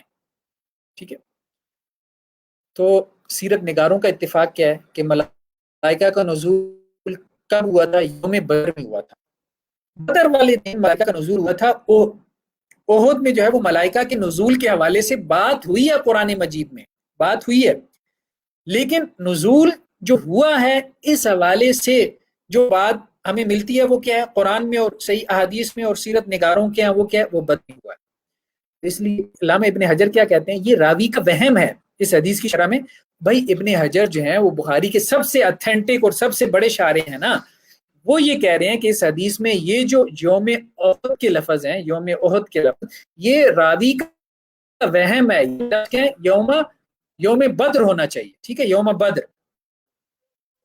اس کی ایک اور دلیل کیا ہے؟ اس کی ایک اور دلیل یہ ہے کہ بخاری میں یہی روایت ابن عباس سے ہی بعین اسی متن کے ساتھ یہی متن ہے، یہی الفاظ ہیں، اور اس میں یوم احد کی بجائے کیا الفاظ ہیں؟ یوم بدر کے الفاظ ہیں۔ تو اس لیے یہ یوم احد جو ہے یہ راوی کا وہم ہے، اصل میں یہ یوم بدر ہے، کیونکہ بخاری دوسری روایت نہیں واضح کر دیا، ٹھیک ہے۔ لیکن ہم یہ نہیں کہہ رہے کہ بخاری کی روایت ضعیف ہو گئی، بخاری کی روایت اپنی جگہ صحیح ہے، یہ سارا جملہ صحیح ہے نا کہ رسول نے کہا کہ یہ جبریل آ رہے ہیں، صرف ایک لفظ میں اس کو بدر اس نے احد کہہ دیا، تو روایت اپنی جگہ صحیح ہے، صرف ایک لفظ بخاری کا اس میں راوی کو وہم ہو گیا، ہم کہیں گے یہ لفظ ثابت نہیں، یہ لفظ ثابت نہیں، کیونکہ سیرتداروں کا اتفاق ہے کہ جو نزول ہوا ہے ملائکہ کا وہ یوم بدر میں ہوا ہے، یوم احد میں نہیں ہوا۔ چلیں ایک اور مثال لیتے ہیں، ایک اور مثال جو ہے صحیح مسلم کی روایت ہے، فتح مکہ کے موقع پہ حضرت ابو سفیان جو ہے انہوں نے اللہ کے وسلم سے 3 چیزیں مانگی، ایک کہا کہ جی میری بیٹی ام حبیبہ سے آپ نکاح کر لیں، یہ صحیح مسلم کی روایت ہے، تو اللہ کے رسول صلی اللہ علیہ وسلم نے حدیث میں ہے کہ ان کی خواہش کا احترام کیا اور اس کو قبول کر لیا، ٹھیک ہے۔ دوسرا کہا کہ میرے بیٹے معاویہ کو آپ اپنا کاتب مقرر کر لیں رضی اللہ عنہ، تو اللہ کے رسول نے یہ بھی جو ہے وہ تسلیم کر لی۔ اچھا، اب اس حدیث میں صحیح مسلم کی اس روایت میں مسئلہ یہ آتا ہے، یہ صحیح مسلم کی روایت کہہ رہی ہے کہ فتح مکہ کے موقع پہ ابو سفیان نے اپنی بیٹی ام حبیبہ رضی اللہ عنہما کو رسول اللہ صلی اللہ علیہ وسلم کے سامنے پیش کیا کہ آپ ان سے نکاح کر لیں، اور اللہ کے رسول نے ان کی خواہش کا احترام کرتے ہوئے قبول کر لیا، جبکہ سیرت نگاروں نے یہ بات بیان کی کہ ام حبیبہ فتح مکہ سے پہلے رسول اللہ صلی اللہ علیہ وسلم کے نکاح میں آ چکی تھی، اس لیے ابن قیم نے اس روایت پہ تبصرہ کرتے ہوئے کہا ہے کہ ام حبیبہ کا جو نکاح ہوا تھا رضی اللہ عنہا وہ فتح مکہ سے پہلے ہوا تھا، وہ حبشہ میں ہجرت کر گئی تھی، تو ان کے خامد مرتد ہو گئے تھے، تو نجاشی نے ان کا نکاح رسول اللہ صلی اللہ علیہ وسلم سے کر دیا اور ان کا حق مہر بھی اپنی طرف سے ادا کیا تھا 400 دینار۔ یہ بات سیرت نگاروں نے لکھی ہے، بہت معروف ہے، مورخین میں بھی یہ واقعہ بہت معروف ہے، جو سیرت نگاروں اور مورخین نے لکھا ہے کہ صلح حدیبیہ کے موقع پہ مشرکین کی طرف سے جو ہے جب خلاف ورزی ہوئی تو اب ابو سفیان جو ہے وہ صلح کی تجدید کے لیے مدینہ تشریف لے گئے، تو ام حبیبہ رضی اللہ عنہا کے پاس گئے تو انہوں نے اپنے والد کو بستر پہ نہیں بیٹھنے دیا۔ اب صلح حدیبیہ کے بعد کا یہ واقعہ ہے، فتح مکہ سے پہلے کا، تو کہ وہ نجس ہیں اور رسول اللہ صلی اللہ علیہ وسلم کا بستر جو ہے وہ پاک ہے، تو ابن قیم کہتے ہیں کہ یہ راوی کا وہم ہے، یہ راوی کا وہم ہے صحیح مسلم کے راوی کا کہ فتح مکہ کے موقع پہ رسول اللہ صلی اللہ علیہ وسلم کو جو ہے وہ حضرت ابو سفیان نے اپنی بیٹی پیش کی تھی، تو ہم یہ کہہ سکتے ہیں کہ راوی کو وہم ہو گیا ہے۔ یہ امکان ہے کہ حضرت ابو سفیان نے اپنی دوسری بیٹی جو رملہ تھی، اور بعض نے کہا کہ ان کی کنیت بھی ام حبیبہ تھی، تو ان کو نکاح کے لیے پیش کیا ہو اور راوی نے یہ سمجھ لیا ہو کہ ام حبیبہ کو نکاح کے لیے پیش کیا ہے، تو ہم سیرت نگاروں کے مقابلے میں جو ہے وہ راوی کی اس بات کو وہم سمجھیں گے، ہم کہیں گے حدیث ساری صحیح ہے لیکن ام حبیبہ کا لفظ درست نہیں ہے، یہ ان کی بہن ہو سکتی ہیں۔ ابو سفیان نے کہا کہ میری دوسری بیٹی بھی رسول اللہ صلی اللہ علیہ وسلم آپ کے لیے پیش ہے، لیکن رسول اللہ صلی اللہ علیہ وسلم نے اس پہ کیا کیا؟ انکار کر دیا، اقرار نہیں کیا، انکار کر دیا، کیونکہ 2 بہنوں کو جمع کرنا جو ہے وہ ممکن نہیں تھا۔ بہرحال اس پہ تفصیلی کلام میں نے ایک اور ویڈیو میں کیا ہے، اس کو دیکھا جا سکتا ہے، جو انجینئر محمد علی مرزا کو میں نے رپلائی کیا ہے تفصیلی، وہ میرے یوٹیوب چینل پہ موجود ہے، پلے لسٹ میں آپ جائیں، ڈائلاگ ود انجینئر محمد علی مرزا 18 گھنٹے کی ویڈیوز ہیں، اس میں اس روایت کے اوپر تفصیلی بات ہے۔ پر یہاں پہ صرف ابن قیم کی جو ہے وہ ایک بات وہ ہم نے نقل کی ہے کہ ابن قیم یہ بات کہتے ہیں کہ یہ کہنا درست نہیں ہے، کوئی آدمی اگر یہ بات کہے کہ ہم صحیح مسلم کی روایت کو قبول کریں گے اور سیرت نگاروں کے اتفاق کو ہم اٹھا کے پھینک دیں گے، ٹھیک ہے، اور ہم یہ کہیں گے کہ ام حبیبہ کا نکاح فتح مکہ کے موقع پر ہی ہوا تھا، تو ابن قیم کیا کہتے ہیں؟ یہ طریقہ باطل ہے، یہ طریقہ باطل ہے، یہ وہ بندہ کرے گا جسے سیرت اور تاریخ کا تھوڑا سا علم نہیں، اسے یہ پتہ ہی ہے کہ ایک فن میں اس فن کے ماننے والوں، اس فن کے اتھارٹیز کے ایگریمنٹ، اتفاق اور کنسنسس کی کیا اہمیت ہوتی ہے، ٹھیک ہے نا، یہ نیچے ابن قیم کا حوالہ دیا گیا، ٹھیک ہے۔ تو وہ یہ کہتے ہیں کہ سیرت نگاروں کا اتفاق اتنی بڑی دلیل ہے کہ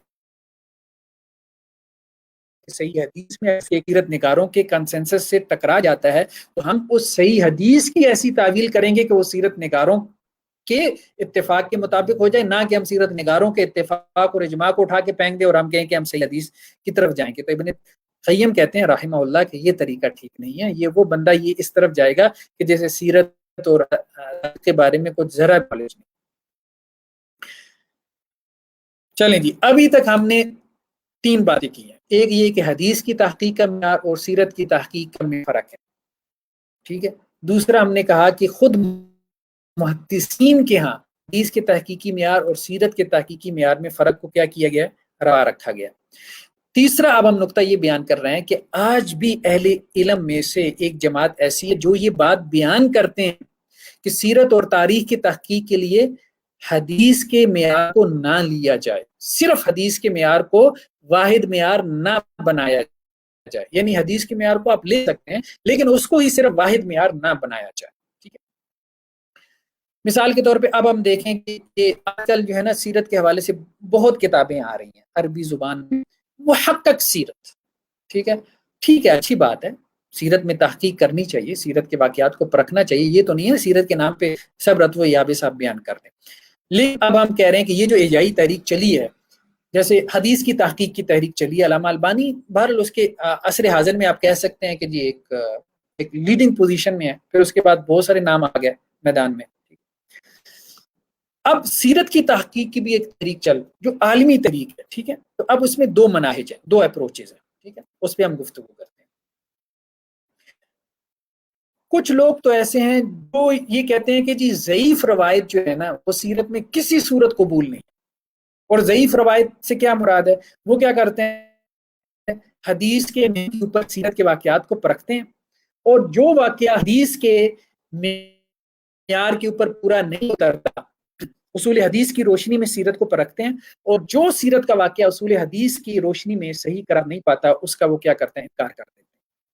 جیسے ڈاکٹر محمد بن عبداللہ روشن کی کتاب ہے ماشا ولم یثبت النبویہ، جو چیزیں ثابت نہیں ہیں لیکن بہت پھیل گئی ہیں، تو انہوں نے سیرت کے 54 بڑے واقعات کو اس لیے رد کر دیا وہ حدیثی معیار پہ پورے نہیں اتر رہے، ٹھیک ہے۔ جیسے انہوں نے کہا کہ رسول اللہ صلی اللہ علیہ وسلم نے جنگ فجار میں شرکت کی تھی، نہیں، سائڈ پہ رکھ دو، کوئی صحیح سند سے ثابت نہیں ہے۔ شادی کے وقت حضرت خدیجہ سے شادی وقت رسول اللہ صلی اللہ علیہ وسلم کی عمر 40 سال تھی، کوئی سند سے ثابت نہیں ہے، حدیثی معیار پہ پورا اتر رہا، سائڈ پہ رکھ دو۔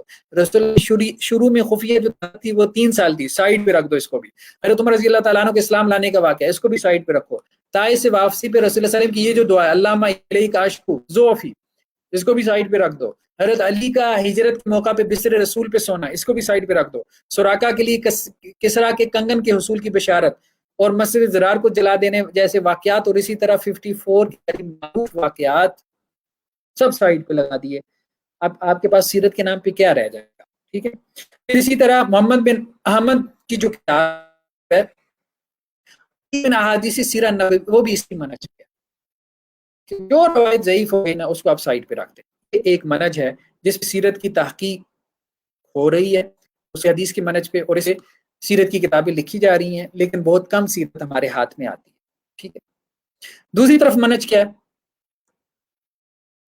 اسی منہج کے تحت ایک اور منہج نکلا، انہوں نے کہا کہ جی بعض ضعیف روایات کو آپ کچھ شرائط کے ساتھ قبول کر لیں، ساری نہیں، کچھ ضعیف روایات کو آپ کیا کریں، آپ سیرت میں قبول کر لیں لیکن کچھ کنڈیشنز کے ساتھ۔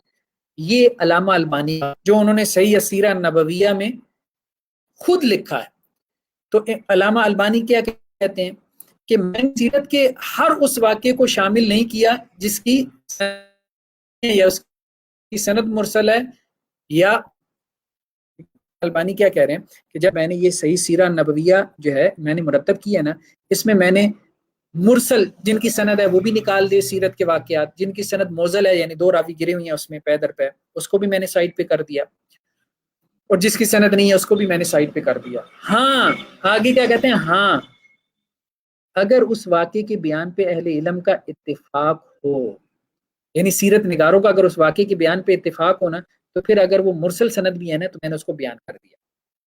سمجھ رہے ہیں نا یہ بات؟ تو علامہ البانی نے کیا کیا، سیرت نگاروں کے اتفاق کو اہمیت دی ہے۔ تو اگر کسی واقعے کی سیرت کے واقعے کی سند ضعیف تھی، مرسل تھی، معضل تھی، منقطع تھی، تو علامہ البانی نے وہ واقعہ نہیں نقل کیا، لیکن کہتے ہیں کہ اگر اس کے اوپر سیرت نگاروں کا اتفاق ہو گیا، تو میں نے پھر وہ ضعیف سند والی سیرت کی جو روایت ہے اس کو میں نے نقل کر دیا ہے۔ تو علامہ البانی نے بھی مطلب ایک کرائٹیریا مقرر کر دیا نا سیرت کے کچھ واقعات کو، ضعیف روایات کو لینے کے لیے، ٹھیک ہے۔ اچھا، ایک تیسرا منہج کیا ہے، وہ کیا ہے، یہ عبد الکریم اخوی نے متعارف کروایا۔ انہوں نے کیا کیا، جہود علماء المسلمین فی تمییز صحیح سیرہ نبویہ من ضعیفہا، ٹھیک ہے، علماء مسلمین کی جو کاوش ہیں کہ صحیح سیرہ نبویہ کو ضعیف سیرہ نبویہ سے فرق کرنے میں، یہ ان کی کتاب کا عنوان ہے۔ تو انہوں نے سیرت کے واقعات کو درجات کے اعتبار سے تقسیم کر دیا۔ تو پہلا منہج یہ تھا کہ ہم نے ضعیف روایات کو نہیں لینا۔ اس پہلے منہج میں پھر آگے 3 گروہ بن گئے، ایک جنہوں نے بالکل ضعیف روایات کو نہیں لیا، ایک وہ ہیں جنہوں نے ضعیف روایات کو کچھ کنڈیشنز کے ساتھ لیا جیسے علامہ البانی، اور ایک وہ ہیں کہ جنہوں نے ضعیف روایات کے پھر درجات کر دیے اور کہا کہ یہ سیرت کا واقعہ ہے، یہ زیادہ ضعیف ہے، ذوف کے بارے میں اچھا زیادہ ضعیف ہے، چلو اس کو سائڈ پہ رکھ دو، اچھا اس میں ذوف کم ہے، چلو میں اس کو قبول کر لوں۔ تو اس طرح سے ایک پہلے منہج کے تحت ہی 3 قسم کے مناہج پھر آگے پروان چڑھے، 3 اپروچز آگے پھر پروان چڑھی، ٹھیک ہے۔ دوسرا جو بڑا منہج ہے وہ کیا ہے، وہ یہ ہے علماء کا، معاصر علماء کا، جنہوں نے سیرت کی تحقیق جو ہے وہ پیش کی ہے، کہ وہ حدیث کے معیار کو جو ہے نا وہ سیرت کے اوپر سختی سے لاگو نہیں کرتے، سختی سے لاگو نہیں کرتے، بلکہ کیا کرتے ہیں، حدیث کے معیار کو سیرت کے لیے نرم کر دیتے ہیں۔ اب یہ جو دوسرا ہے نا، اس میں پھر آگے 2 گروہ بن گئے، ایک وہ ہیں حدیث کے معیار کو سیرت کے اوپر لاگو نہیں کرتے اور حدیث کے معیار کو سیرت کے لیے نرم کر دیتے ہیں، لیکن سیرت کی تحقیق کا کوئی علیحدہ معیار ذکر نہیں کرتے، اور کچھ ایسے ہیں جو سیرت کی تحقیق کے علیحدہ معیار کا بھی ذکر کرتے ہیں، ٹھیک ہے۔ پہلی قسم کی مثال عبد الرحمن الفالوزہ کی کتاب ہے الموسوعہ فی صحیح سیرہ نبویہ۔ تو انہوں نے کیا کیا، انہوں نے یہ بات کہی ہے اپنی کتاب کے مقدمے میں کہ اب یہ کتاب یہ انسائکلوپیڈیا ہے، کس کا انسائکلوپیڈیا؟ صحیح السیرہ نبویہ کا، لیکن اپنی کتاب میں کہتے ہیں کہ ہم نے اس کتاب میں ان سیرت کی روایات کو شامل کیا ہے جو سند میں تو ضعیف لیکن متن میں صحیح ہیں۔ سمجھ رہے ہیں نا، یہ بات اہم ہے، سند ضعیف ہے لیکن متن میں صحیح ہے، لیکن مجموعی طور پہ وہ بات ثابت ہے۔ اور وہ روایات عقائد اور احکام سے متعلق نہیں ہیں بلکہ رسوم و رواج اور تہذیب و تمدن سے متعلق ہیں، ٹھیک ہے، کعادات العرب و تقالیدہم و حضارتہم فی الجاہلیہ۔ تو رسوم و رواج، تہذیب و تمدن سے متعلق، کلچر سے، عرب کلچر سے متعلق جو روایات ہوتی ہیں نا، اس میں اگر وہ سندن ضعیف بھی ہوں تو ہم ان کو لے لیتے ہیں، ٹھیک ہے، کیونکہ وہ متنن صحیح ہوتی ہیں۔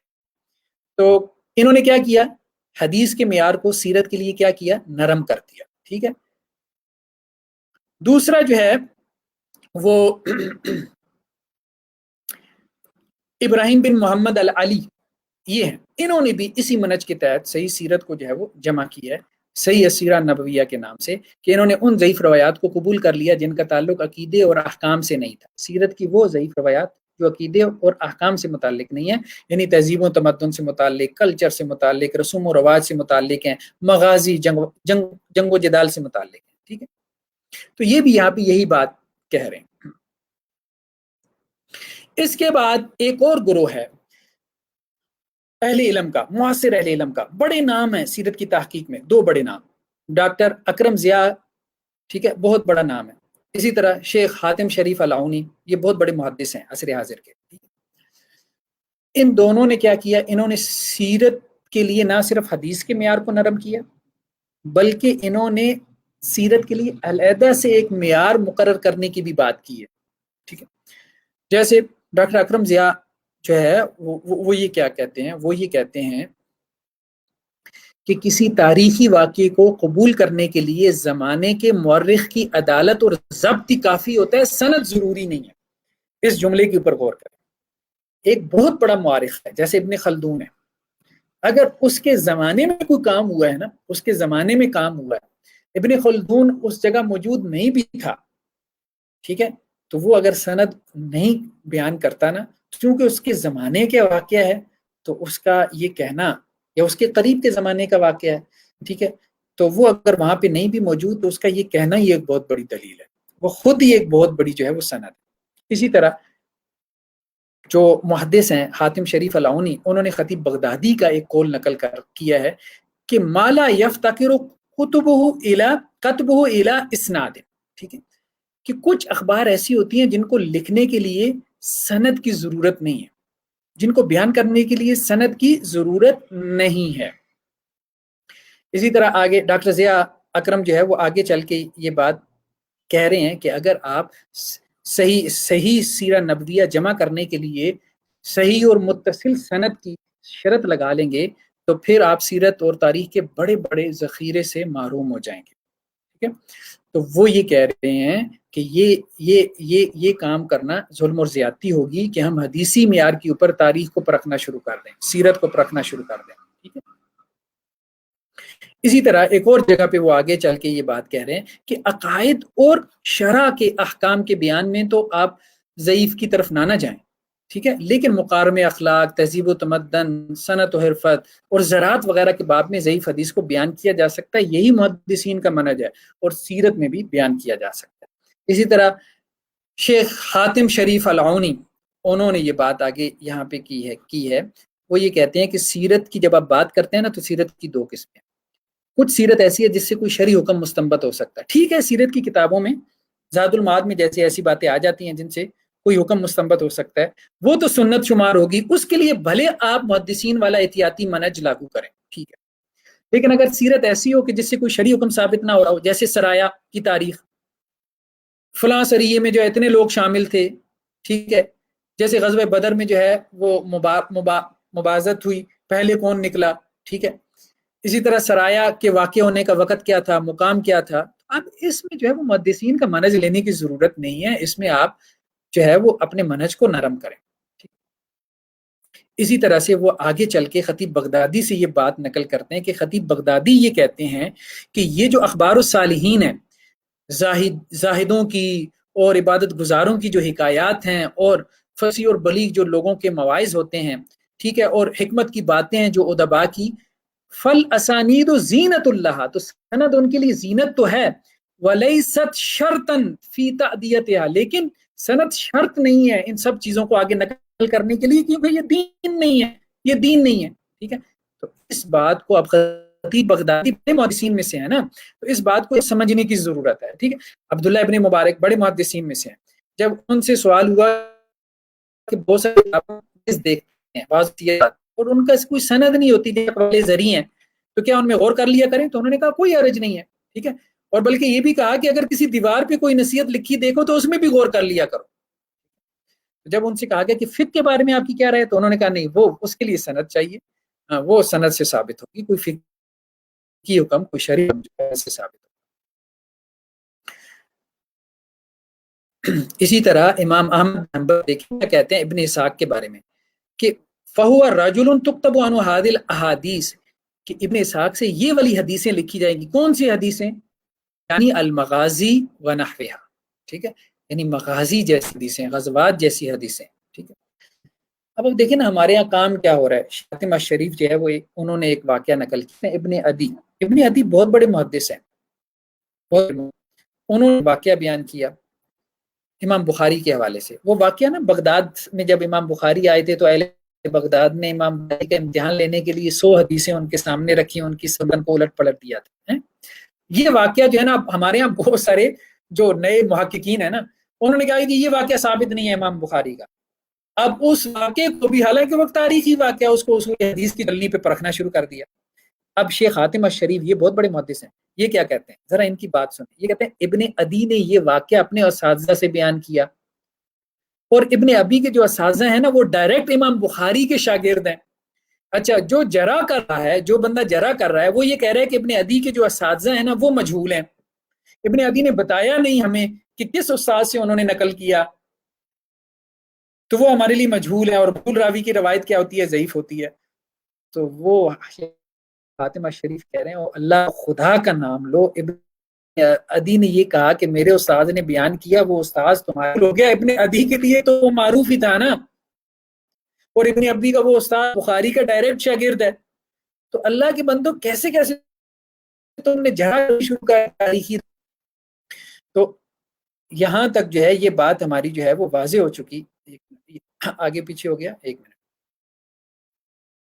تو یہاں تک ہماری یہ بات جو ہے وہ واضح ہو چکی کہ عصر حاضر میں بھی علماء جو ہیں وہ یہ بات کر رہے ہیں کہ سیرت کے لیے ایک علیحدہ جو ہے وہ تحقیقی معیار ہونا چاہیے، مطلب توجہ دار ہیں وہ لوگ جو کہ سیرت میں آج اتھارٹی، ٹھیک ہے، اور محدثین سے بھی یہ بات جو ہے ثابت ہوتی ہے، ٹھیک ہے۔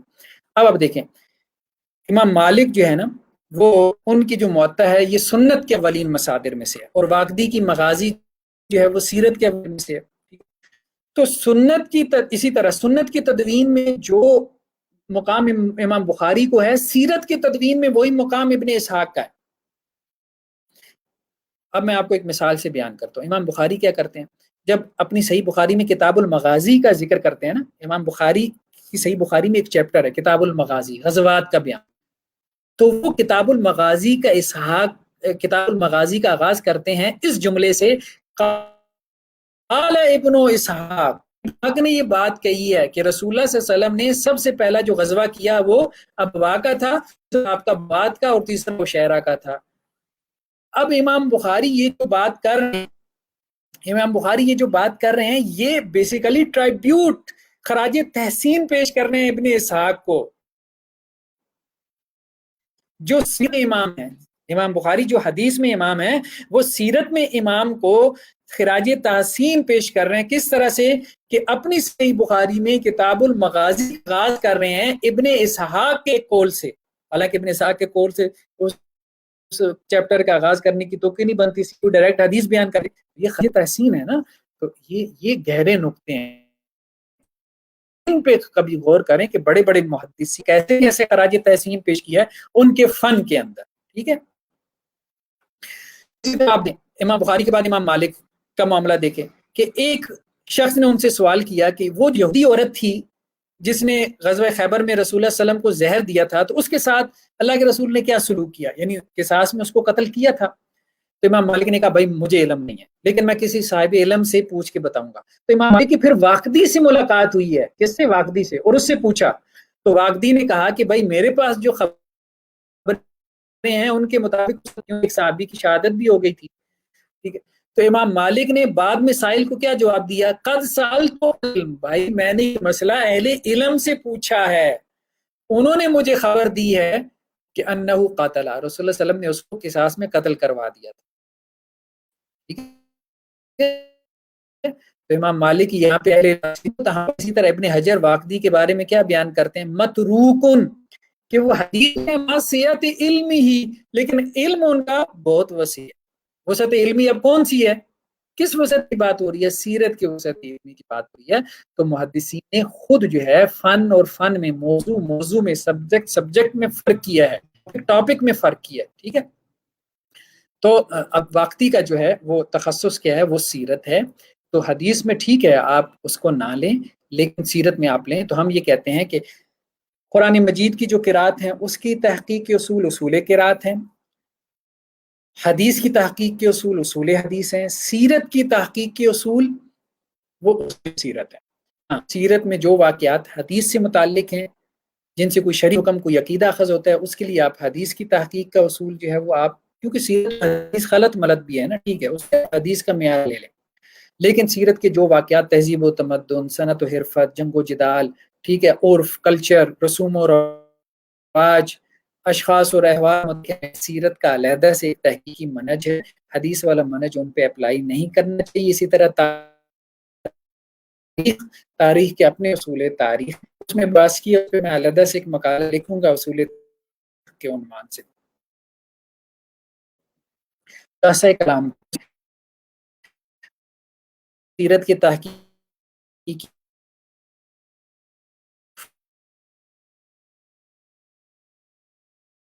کیا ہے کہ سنت اور حدیث کی تدوین کے لیے سماع ضروری ہے، ٹھیک ہے۔ سنت میں آپ نے باقاعدہ سنا ہو، ٹھیک ہے، بات سنی ہو، روایت سنی ہو، پھر آپ آگے اس کو ادا کر سکتے ہیں، ٹھیک ہے۔ لیکن سیرت میں کیا ہے، سیرت میں سننا، سماع ضروری نہیں ہے، بلکہ آپ کتابوں سے بھی سیرت نقل کر سکتے ہیں۔ تو واقعی کی جو مغازی ہے نا، اس میں ایک تو انہوں نے جو روایت سنی ہے وہ، اور دوسرا انہوں نے جو ان سے پہلے کتابیں لکھی گئی ہیں نا، اس سے بھی سیرت کے واقعات بیان کیے ہیں، ٹھیک ہے۔ اس کو ہم یوں بھی سمجھ سکتے ہیں جدید اصطلاح میں کہ ریاست کا جو آرکائیوز ڈپارٹمنٹ ہوتا ہے، آرکائیو ڈپارٹمنٹ، ٹھیک ہے، یعنی ریاستی سطح پہ جو خط و کتابت ہوتی ہے نا. اب جیسے دیکھیں کہ اللہ کے رسول نے صلح حدیبیہ کے موقع پہ صلح لکھی گئی نا، میثاق مدینہ ہوا، لکھا گیا نا، شاہ نے عجم کو آپ صلی اللہ علیہ وسلم نے کیا کیے، خطوط لکھے نا، آرکائیو ڈپارٹمنٹ ہے نا. اب وہ تو لکھا ہوا ہے، وہ سند سے آگے نقل نہ بھی ہوا تو وہ لکھے ہوئے بھی ایک سند کی حیثیت رکھتا ہے. تو حدیث میں جو ہے وہ آپ کتاب سے حدیث نہیں آگے نقل کر سکتے. ٹھیک ہے، میں امام بخاری کی صحیح بخاری سے آگے جو ہے وہ حدیث نقل کرنا شروع کر دوں اور میں کہوں کہ میری سند بخاری سے نکل گئی، مل گئی ہے، میں تو بخاری کا براہ راست شاگرد بن گیا ہوں، بخاری سے یہ حدیث نقل کر رہا ہوں. نہیں، حدیث میں آپ کے لیے سند کا لحاظ ضروری ہے. آپ نے براہ راست اس سے سنا ہو، جس نے آگے اگلے سے سنا، اس نے آگے اس سے سنا ہو. لیکن سیرت آپ کتابوں سے بھی نقل کر سکتے ہیں، جیسے ریاست میں آرکائیوز ڈپارٹمنٹ ہوتے ہیں. دوسرا فرق کیا ہے، سیرت کی تدوین میں جو ہے اور سیرت نگار کیا کرتے ہیں، ایک سے زائد اسناد کے متون کیا کرتے ہیں، ایک متن کے طور پہ ایک جماعت سے نقل کر دیتے ہیں. کیونکہ سیرت میں اصل چیز کیا ہے، واقع اصل ہے، نہ کہ سند. ٹھیک ہے، اس میں یہ کام ٹھیک ہے، لیکن یہ کام جو ہے وہ حدیث میں ٹھیک نہیں ہے. حدیث میں آپ اب اسی طرح واقعی کے ساتھ یہ ہوا نا، واقعی کو لوگوں نے کہا کہ آپ غزوہ احد کا ایک ایک جزیہ سند سے لے کے آئیں. تو واقعی جب ایک ایک جزیہ جو ہے وہ سند سے لے کے آئے تو وہ اتنا کوئی وہ کام بڑھ گیا، اتنی کوئی والیومز، اتنی کوئی جلدیں بن گئیں، کچھ 70 کے قریب جلدیں بن گئی صرف غزوہ احد کے بارے میں. جب انہوں نے سندیں بیان کرنی شروع کی تو ان کے شاگردوں نے کہا کہ بھائی آپ سندیں رہنے دیں، آپ صرف غزوہ احد ہی بیان کر دیں، ہم نے اس سے کوئی شریعت تھوڑی اخذ کرنی ہے. ٹھیک ہے، تو وہ سندوں کا ایک انبار تھا، تو سیرت نگاروں نے اس کو سائڈ پہ رکھا اور واقعات نقل کر دیے اور بس قالو کہہ کے. تیسرا فرق یہ ہے کہ حدیث میں مرسل اور منقطع روایات قابل قبول نہیں ہے، لیکن سیرت اور تاریخ میں ایسی روایات قابل قبول ہیں بشرطے کہ راوی کذاب نہ ہو یا اس پہ تہمت کذب نہ ہو، یعنی زیادہ ضعیف روایت نہ ہو، کم ضعف ہو، تو سیرت اور تاریخ میں آپ اس کو نقل کر سکتے ہیں.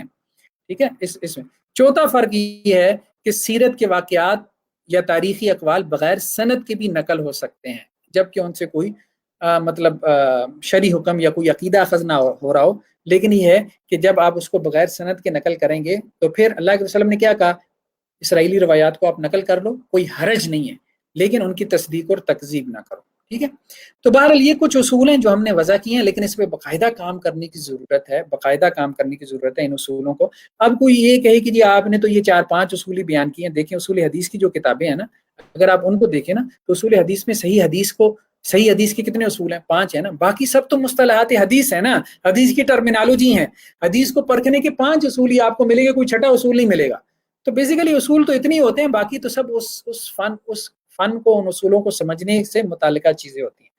تو بہرحال جزاکم اللہ خیر، بہت شکریہ. اب اس حوالے سے کوئی سوالات ہو تو کر لیں. السلام علیکم ورحمۃ اللہ. ڈاکٹر صاحب کافی سوالات ہیں اور میں چاہوں گا کہ سب کو ایڈریس کیا جائے.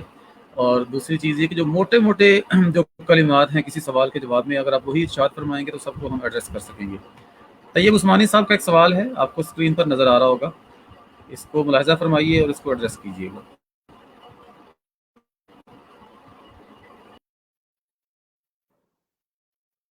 جی، یہ ایک سوال ہے کہ اگر سیرت میں سند ضروری نہیں تو اہل السیر پر محدثین کی اسناد و روات کی بنیاد پر جرح کی حیثیت کیا رہی؟ دیکھیں نا، ہم ایک بات تو یہ کہ ہم یہ نہیں کہہ رہے کہ سیرت میں سند ضروری نہیں ہے. ٹھیک ہے نا، اگر یہ بات کسی کو سمجھ میں آئی ہے تو یہ غلط فہمی ہے. دیکھیں ہم یہ کہہ رہے ہیں کہ سیرت کی تحقیق کا جو معیار ہے نا، سیرت کی تحقیق کا جو معیار ہے، اس کے لیے آپ اصول حدیث کو معیار نہ بنائیں. ٹھیک ہے، تو سب سے اتھینٹک سیرت وہی ہے جو اصول حدیث کے معیار پہ پوری اتر رہی ہے، جو صحیح سند سے ثابت ہے، جو قرآن سے اور صحیح سند سے ثابت ہے. اس کو سب سے پہلے رکھیں. ہم یہ کہہ رہے ہیں کہ سیرت چونکہ حدیث کا معاملہ نہیں ہے نا، سورس آف شریعہ نہیں ہے، تو اس کے بارے میں معیار زیادہ سخت نہ رکھیں. ہم یہ نہیں کہہ رہے کہ سند ہی نہ تلاش کریں، سند کی بات ہی چھوڑ دیں. ہم یہ کہہ رہے ہیں کہ سیرت نگاری میں اگر آپ سند کا کرائٹیریا بہت سخت کر لیں گے نا تو سیرت کا ایک بڑا حصہ آپ اڑا کے رکھ دیں گے. تو سیرت کے حوالے سے سند کا جو معیار ہے اس کو نیچے لے کے آئیں. ٹھیک ہے، تو محدثین نے جو جرح کی ہے سیرت نگاروں کے اوپر، وہ حدیث کے حوالے سے جرح کی ہے، ان کی سیرت نگاری کے حوالے سے بالکل جرح نہیں کی. یہ تو ہم پہلی عرض کر چکے ہیں.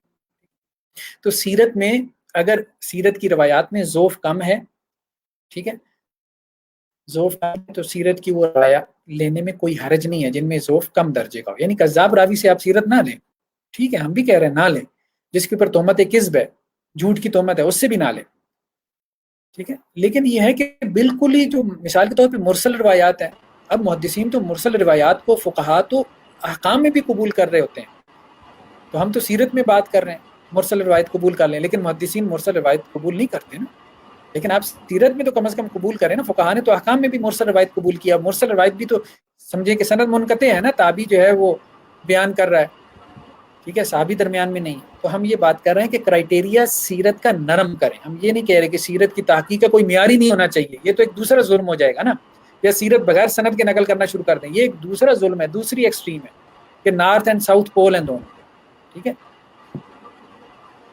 جی ڈاکٹر صاحب، یہ آپ نے ارشاد فرمایا تھا لیکچر کے دوران حدیث کو پرکھنے کے 5 اصول ہیں، آفتاب بھائی شاید لیٹ آئے ہیں، وہ پوچھ رہے ہیں کہ اگر آپ ان کو دوبارہ ریپیٹ کر دیں تاکہ یاد ہو سکے۔ دیکھیں نا، وہ تو اصول حدیث کی ہر بنیادی کتاب میں آپ کو مل جائیں گے کہ راوی جو ہے نا وہ سکہ ہو، سکہ ہونے سے کیا مراد ہے، راوی عادل ہو، عادل سے مراد کیا ہے، اس کا کریکٹر ساؤنڈ ہو، ٹھیک ہے، راوی ضابط ہو، دوسری کنڈیشن شرط یہ ہے، ضابط ہونے سے مراد کیا، اس کی میمورائزیشن، اس کا حافظہ اچھا ہو، ٹھیک ہے، تیسری شرط کیا، سند متصل ہو، سند متصل ہونے سے کیا مراد ہے، جو چین آف نریشن ہے اس میں کوئی راوی گرا ہوا نہ ہو، ٹھیک ہے، چوتھی شرط کیا ہے کہ اس حدیث کی وہ حدیث جو ہے وہ اس میں کوئی شیوز نہ ہو، یعنی کوئی سکہ راوی، کوئی اتھینٹک راوی اپنے سے زیادہ اتھینٹک راوی یا راویوں کی مخالفت نہ کر رہا، ان کو اپوز نہ کر رہا، اور پانچویں کیا ہے کہ اس کے اندر کوئی علت نہ ہو، کوئی ہڈن جو ہے وہ ڈیفیکٹ نہ ہو، ٹھیک ہے، یہ 5 ہیں حدیث کی صحت کے۔ جی، یہ اسد رضا صاحب کا ایک سوال ہے، سوال تھوڑا سا طویل ہے، آپ اس کو ملاحظہ فرمائیے، وہ سنت اور سیرت کے درمیان جو فرق ہے اس کے بارے میں پوچھ رہے ہیں کہ ہمیں کیسے پتہ چلے گا کہ یہ واقعہ سنت سے ریلیٹڈ ہے اور فلاں واقعہ سیرت سے ریلیٹڈ ہے، کوئی ایسا پیٹ اصول ہے آپ کے پاس؟ دیکھیں بات یہ ہے کہ بہت سارے جملے آئے ہیں ہمارے لیکچر کے اندر، ٹھیک ہے نا، ایک جملہ کیا ہے، عقائد اور احکام سے متعلق جو ہیں جو چیزیں ہیں سیرت کی کتابوں میں، ظاہری بات ہے عقائد اور احکام شریعت کا موضوع ہے، ٹھیک ہے، اب یہ جو ہوتا ہے نا کہ فلاں غزوے میں اتنے لوگوں نے شرکت کی ہے، ٹھیک ہے، غزوہ تبوک میں اتنے لوگوں نے 30,000 لوگوں نے شرکت کی ہے، اب مغازی جو ہے نا یہ سیرت کا ایک بڑا موضوع ہے نا، غزوات، ٹھیک ہے، غزوہ بدر میں 313 لوگ تھے، غزوہ بدر کہاں پہ ہوا، دونوں لشکر کیسے آمنے سامنے ہوئے، ٹھیک ہے، غزوہ احد جو ہے وہ کس سن ہجری میں ہوا، اب یہ ان ساری چیزوں کا تعلق شریعت سے تو نہیں ہے نا، اسی طرح تہذیب و تمدن، مثال کے طور پہ مدینہ کے اندر جو ہے وہ سیرت نگاروں نے، بعض سیرت نگاروں نے لکھا ہے کہ مسجد نبوی کے علاوہ آپ صلی اللہ علیہ وسلم کی وفات کے وقت 40 مسجدیں تھیں، اب یہ 40 مسجدیں تھیں، 30 تھیں، 50 تھیں، اس کا شریعت سے کیا تعلق ہے، اسی طرح جو ہے وہ مدینہ کے اندر جو ہے وہ 14 کنویں تھے، 10 کنویں تھے، اس کا سیرت سے کیا تعلق ہے، ٹھیک ہے، اسی طرح نسب نامے ہیں مثال کے طور پہ، اسی طرح اور آپ چیزیں جو ہے وہ آپ لے لیں، تہذیب و تمدن، مدینہ کی گلیاں جو ہے وہ اتنی چوڑی ہوا کرتی تھی، یہودیوں کے جو قلعے تھے وہ مسجد نبوی سے اتنے دور تھے، یہودی جو ہے وہ اسلحہ سازی کی فیکٹریاں ان کی تھی، اب دیکھیں نا یہ سب اس وقت جو ہے وہ کلچر کیا تھا، رسم و رواج کیا تھا، ٹھیک ہے، تہذیب و تمدن کیا تھی، ٹھیک ہے، یہ سب چیزیں جو ہے وہ ان کا تعلق دین سے تو نہیں ہے نا، یہ ہمیں سمجھ میں آتا ہے، فرق کرنا اتنا مشکل نہیں ہے۔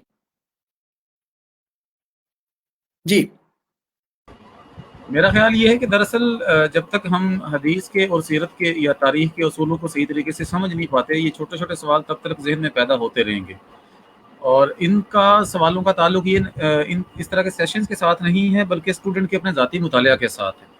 اگر اس کا شوق ہے تو وہ اصول کی 2-4 کتابوں کا مطالعہ کرنے کے بعد ان سوالوں کے جواب تک وہ پہنچ سکتا ہے۔ اچھا ڈاکٹر صاحب، ایک اور سوال بھی ہے ہمارے سامنے، یہ بھی طیب عثمانی صاحب کا ہے، آپ اس کو دیکھیے۔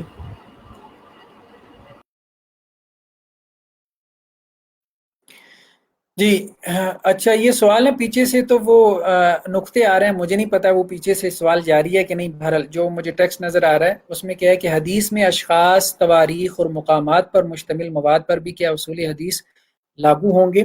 اگر دیکھیں نا، حدیث میں ایک بات اہم ہے سمجھنے کی، کتب حدیث میں جو کچھ آ گیا نا، کتب حدیث میں وہ سب سنت نہیں ہے، یہ بات اہم ہے، اس کو کوشش کریں۔ صحیح بخاری کے اندر ائمہ کے اقوال بھی آ گئے ہیں، صحیح بخاری میں جو ہے وہ تابعین کے اقوال بھی ہیں، صحابہ کے اقوال بھی ہیں، ابھی آپ نے مثال دیکھی کہ امام بخاری جو ہے وہ صحیح بخاری میں کتاب المغازی کا آغاز ابن اسحاق کے قول سے کرتے ہیں، امام اوزائی کے اقوال بیان کرتے ہیں امام بخاری، اسی طرح موطا کو دیکھ لیں، موطا کے بارے میں جو حدیث کی بنیادی کتابوں میں سے یہ ایک بڑی ڈبیٹ پیدا ہوئی کہ موطا حدیث کا فقہ کی کتاب ہے۔ اس کی وجہ یہ ہے کہ امام مالک وہاں فقہی اقوال بہت زیادہ بیان کر جاتے ہیں، ٹھیک ہے، اپنی فقہی آراء کو بہت نقل کر جاتے ہیں۔ تو یہ بات سمجھنے کی کوشش کریں کہ حدیث کی کتابوں میں جو نقل ہو گیا وہ اس کے رسول نہیں ہے، حدیث کی کتابیں ظرف ہیں اور سنت مظروف ہے، یعنی حدیث کی کتابوں میں سنت ہے، ٹھیک ہے۔ اسی طرح جیسے برتن ہے وہ دودھ ہے، ٹھیک ہے، تو حدیث کی کتابوں میں سنت کے علاوہ بھی بہت کچھ نقل ہوا۔ اب مثال کے طور پہ مشاجرات جو صحابہ ہیں، مجھے بتائیں رسول اللہ صلی اللہ علیہ وسلم کے بعد یہ سارے اختلافات پیدا ہو رہے ہیں، صحابہ کرام کے، جنگ جمل، جنگ صفین، سب کا حدیث کی کتابوں میں ذکر ہے، ٹھیک ہے۔ اب کیا یہ سنت ہے؟ تو یہ کہاں سے سنت ہوگی؟ سنت تو رسول اللہ صلی اللہ علیہ وسلم کے قول فعل تقریر کو کہتے ہیں، رسول اللہ تو دنیا سے چلے گئے۔ تو یہ بات سمجھنے کی ہے، اس بات کو سمجھیں کہ حدیث کی کتابوں میں بھی جو بیان ہو گیا ہے، ایون کہ صحیح بخاری صحیح مسلم میں، وہ سب سنت رسول نہیں ہے۔ ہاں ہم یہ کہیں گے کہ سنت رسول کہاں پہ ہے، وہ حدیث کی کتابوں میں ہے۔ تو کیا حدیث کی کتابوں میں صرف سنت رسول ہے؟ بھائی حدیث کی کتابوں میں صرف سنت رسول نہیں ہے۔ اس کو ایک اور مثال سے سمجھتے ہیں، جب حدیث کی کتابوں میں صرف سنت رسول بھی تحقیق کا جو سنت کی تحقیق کا معیار ہوگا، اس کو ایک اور بات، جیسے قرآن مجید کہاں ہے؟ آپ ماں بین الدفتین ہے،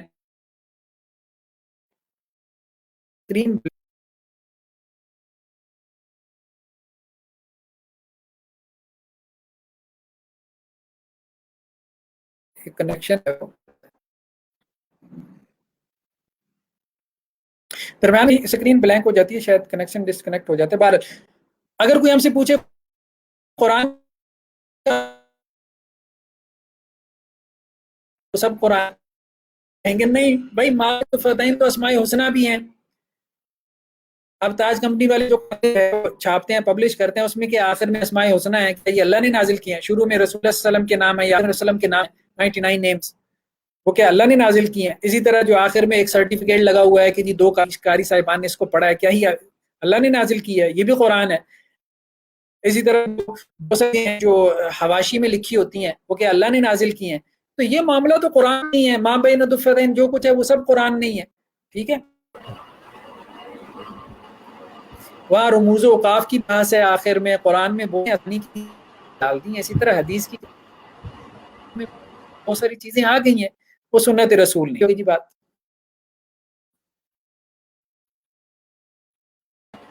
جی ڈاکٹر صاحب، یہ حنان بھائی کا ایک سوال ہے، وہ کہہ رہے ہیں کہ اگر آپ اسناد کا جو پہلو ہے، اگر آپ اس میں نرمی برتتے ہیں تو اس کا رزلٹ یہی نکلے گا کہ لوگ جو بھی رتب و یابس ہے سیرت کے نام پر لکھنا یا سنانا شروع کر دیں گے۔ کل بھی ہم نے ایک بات عرض کی تھی کہ میں نے کسی مولوی صاحب سے سنا کہ حضور جب معراج پر گئے تو ایک مقام پر جبرائیل نے کہا کہ یہاں سے آگے میں جاؤں گا تو میرے پر جل جائیں گے، میرے اندر اتنی استطاعت نہیں کہ یہاں سے آگے میں سفر کر سکوں، آپ کو اکیلے جانا پڑے گا۔ تو حضور نے کہا بلاؤ پیر عبد القادر جیلانی کو، میں اس کے کندھوں پر بیٹھ کر اگلا سفر طے کروں گا۔ آپ کہیں نہ کہیں اس نے لکھا پڑھا ہوگا، کہیں نہ کہیں سے اس نے بھی سنا ہوگا۔ تو اگر ہم لینینسی یہاں پر شو کرنا شروع کر دیں گے تو کیا علمی اور تحقیقی میدان میں نئے فکری محاذ نہیں کھل جائیں گے اس کی وجہ سے؟ ہاں، یہ آپ کا اہم سوال ہے۔ دیکھیں بات یہ ہے کہ ہم یہ نہیں کہہ رہے کہ آپ کے لیے معیار کو جو ہے نا وہ آپ اتنا گرا دیں کہ بالکل سند کی بات ہی نہ کریں۔ ہمارے کہنے کا مقصد صرف یہ ہے کہ اس میں زندگی لگائی ہے نا واقدی نے، ابن اسحاق نے، ٹھیک ہے، انہوں نے جو سیرت کے واقعات بیان کر دیے، جنہوں نے زندگی لگا دی اور وہ رسول اللہ علیہ وسلم کے زمانے کے قریب بھی تھے، ان کے بیان کردہ واقعات کو بھی آپ جو ہے نا وہ اصول حدیث کی چھلنی میں پرکھ کے اس سیرت سے بھی نہ دھو بیٹھیں۔ یہ ہم بیسیکلی کہنا چاہ رہے ہیں۔ ہم یہ نہیں کہہ رہے کہ آج ایک بندہ ہے وہ اس کی سیرت کے نام پہ رتب و یابس جمع کر دے، ٹھیک ہے۔ دیکھیں اس وقت جو رسول اللہ صلی اللہ علیہ وسلم کے زمانے کے قریب کے لوگ تھے جن کو سیکھنا گیا، ہم ان کی بات کر رہے ہیں، ان کی جو تحقیقات ہیں، ان کی جو کتابیں ہیں، ان کو آپ یہ نہ کہیں کہ جی انہوں نے کیا سیرت پیش کرنی ہے، یہ تو محدثین تو ان کو کذاب لکھ گئے ہیں۔ یہ بات اصل میں ہو رہی ہے، ٹھیک ہے۔ ان سے کم از کم سیرت لے لیں۔ ہم جناب پروفیسر ڈاکٹر حافظ محمد زبیر صاحب کے بہت شکر گزار ہیں کہ انہوں نے اپنا قیمتی وقت شاہ ولی اللہ اکیڈمی کے لیکچر کے لیے وقف کیا۔ میں اسٹوڈنٹس کا بھی بہت شکر گزار ہوں کہ وہ بڑی باقاعدگی کے ساتھ سب لیکچر سن رہے ہیں۔ آج کا لیکچر یقیناً اصول پر تھا، تکنیکی باتیں تھیں، اس میں بہت ساری باتیں ایسی ہوں گی جو آپ کے لیے بالکل نئی ہیں، اور بہت ساری باتیں ایسی ہوں گی جو پہلے آپ نے جزوی طور پر سنی ہیں لیکن منظم اور مرتب انداز میں کہیں ایک جگہ نہیں دیکھی۔ ہم پروفیسر صاحب سے پہلی ریکویسٹ تو یہ کریں گے کہ آپ کا جو ریسرچ پیپر ہے اگر پبلش ہو چکا ہے تو اس کا ریفرنس ہمیں دے دیں تاکہ ہم اس کو ڈاؤن لوڈ کر لیں یا حاصل کر لیں، اور اگر آپ خود کہیں کسی جگہ اپلوڈ کر کے اس کا لنک ہمیں فراہم کر دیں تو فقہ السیرہ کورس کے جتنے اسٹوڈنٹس ہیں سب اس سے استفادہ کر پائیں گے۔ دوسری چیز یہ ہے کہ کسی ایسی کتاب کا یہاں پر اگر آپ حوالہ دے دیں جس کا مطالعہ کر کے اصول سیرت، مصادر کی بات نہیں کر رہا، اصول سیرت کا جو فہم جو ابھی تک پختہ نہیں ہو پایا ہماری تحقیق کی دنیا میں، وہ پختہ ہو سکے۔ تو یہ دونوں چیزیں اگر ہمارے ہاتھ آ جائیں گی تو بطور اسٹوڈنٹ میرے لیے اور میرے ساتھ چلنے والے دوسرے اسٹوڈنٹس کے لیے بھی کافی فائدہ مند ہوگی۔ ہمیں یہاں عموماً جو سیرت کے مطالعہ کا رجحان نظر آتا ہے وہ تاریخی ہی ہے۔ آپ اگر شبلی نعمانی سے لے کر صفی الرحمن مبارک پوری تک چلے آئیں تو بہت کم آپ کو ایسے علماء ملیں گے جنہوں نے اصولوں پر بات کی ہے۔ شبلی نے کی ہے کسی حد تک، لیکن وہ روایات میں یا درایت میں الجھ کر رہ جاتے ہیں۔ تو کیا آپ کسی ایسی کتاب کے بارے میں ہماری رہنمائی فرمائیں گے کہ جس کا مطالعہ کرنے کے بعد یہ کنسیپٹ مزید واضح ہو جائے ہمارا اور ہم زیادہ بہتر انداز میں سیرت کو سمجھ سکیں؟ دیکھیں بہرحال میرا جتنا تھوڑا سا مطالعہ ہے، میرا کچھ زیادہ مطالعہ تو نہیں ہے، میرے نالج میں کوئی ایسا نہیں، مطلب مرتب انداز میں کوئی ایسی کتاب نہیں ہے، کتابچہ بھی نہیں ہے، ایون کہ مرتب انداز میں کوئی ریسرچ آرٹیکل بھی نہیں۔ یہ بکھرے ہوئے اقوال ہے جن کو جمع کر کے میں نے ایک آرٹیکل کی صورت بنانے کی کوشش کی ہے کہ یہ ایک چیز ایک نظام فکر کے طور پہ متعارف ہو جائے کہ لوگوں کو اس کی ضرورت کا احساس ہو کہ بھائی اصول حدیث کی طرح اصول سیرت کی کتاب ہونی چاہیے۔ تو اصول سیرت کی کوئی کتاب نہیں ہے، نہ اس حوالے سے کوئی آرٹیکل لکھا گیا، مطلب میرے نالج میں نہیں ہے، ٹھیک ہے۔ باقی کسی کی نالج میں ہو تو وہ ضرور شیئر کرے، اچھی بات ہے۔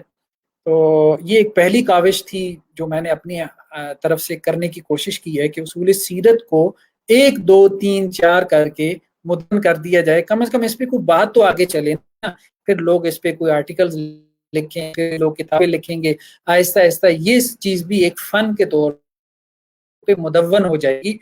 ڈیبیٹس ہوں گی نا، مختلف طرف سے ڈیبیٹس ہوں گی، تو جب ڈیبیٹس ہوں گی تو پھر ایک چیز جو ہے وہ نکل کے سامنے پھر تو سامنے آنی چاہیے نا، اس پہ بے شک آپ رد و قدا کریں، اس پہ آپ جھرا کریں، اس کو کام ہونا چاہیے، مطلب اس موضوع کے اوپر بہت ضرورت ہے اس موضوع پہ کام کرنے کی۔ وہ ٹھیک ہے، سب نے جو ہے وہ تاریخی کام کیا ہے، اگرچہ کچھ سیرت کی کتابوں کے مقدموں میں آپ کہیں تھوڑی سی آپ کو جھلک نظر آئے گی، جیسے میں نے کہا کہ یہ سیرت میں جو ان کے مؤلفین ہیں وہ یہ پیش کرتے ہیں یہ باتیں کہ ہم نے کیا معیار مقرر کیا، کوئی مقدمے میں کیا ہے، کوئی 2 4 جملے ہوتے ہیں، بس ایک آدھ پیراگراف ہوتا ہے، وہ باقاعدہ ایک جس ہے نا ایک ترتیب کے ساتھ جی۔ یہ آج کا آخری سوال ہے، غالباً اس پر آپ پہلے بھی تھوڑی سی گفتگو فرما چکے ہیں اپنے لیکچر کے دوران۔ طیب صاحب پوچھ رہے ہیں کہ ایسی روایات جن کا تعلق بشریت کے ساتھ ہے، مثال کے طور پر تعبیر نخلا کا واقعہ ہے، غزوہ بدر سے قبل خیمہ زنی والے کسی ایک پوائنٹ کی تخصیص کا واقعہ ہے، تو یہ نبی اکرم صلی اللہ علیہ وسلم کے ایسے افعال جن کا تعلق آپ کے شخصی کردار کے ساتھ ہے، ان افعال کی علمی یا شرعی حیثیت کیا ہے ہمارے لیے؟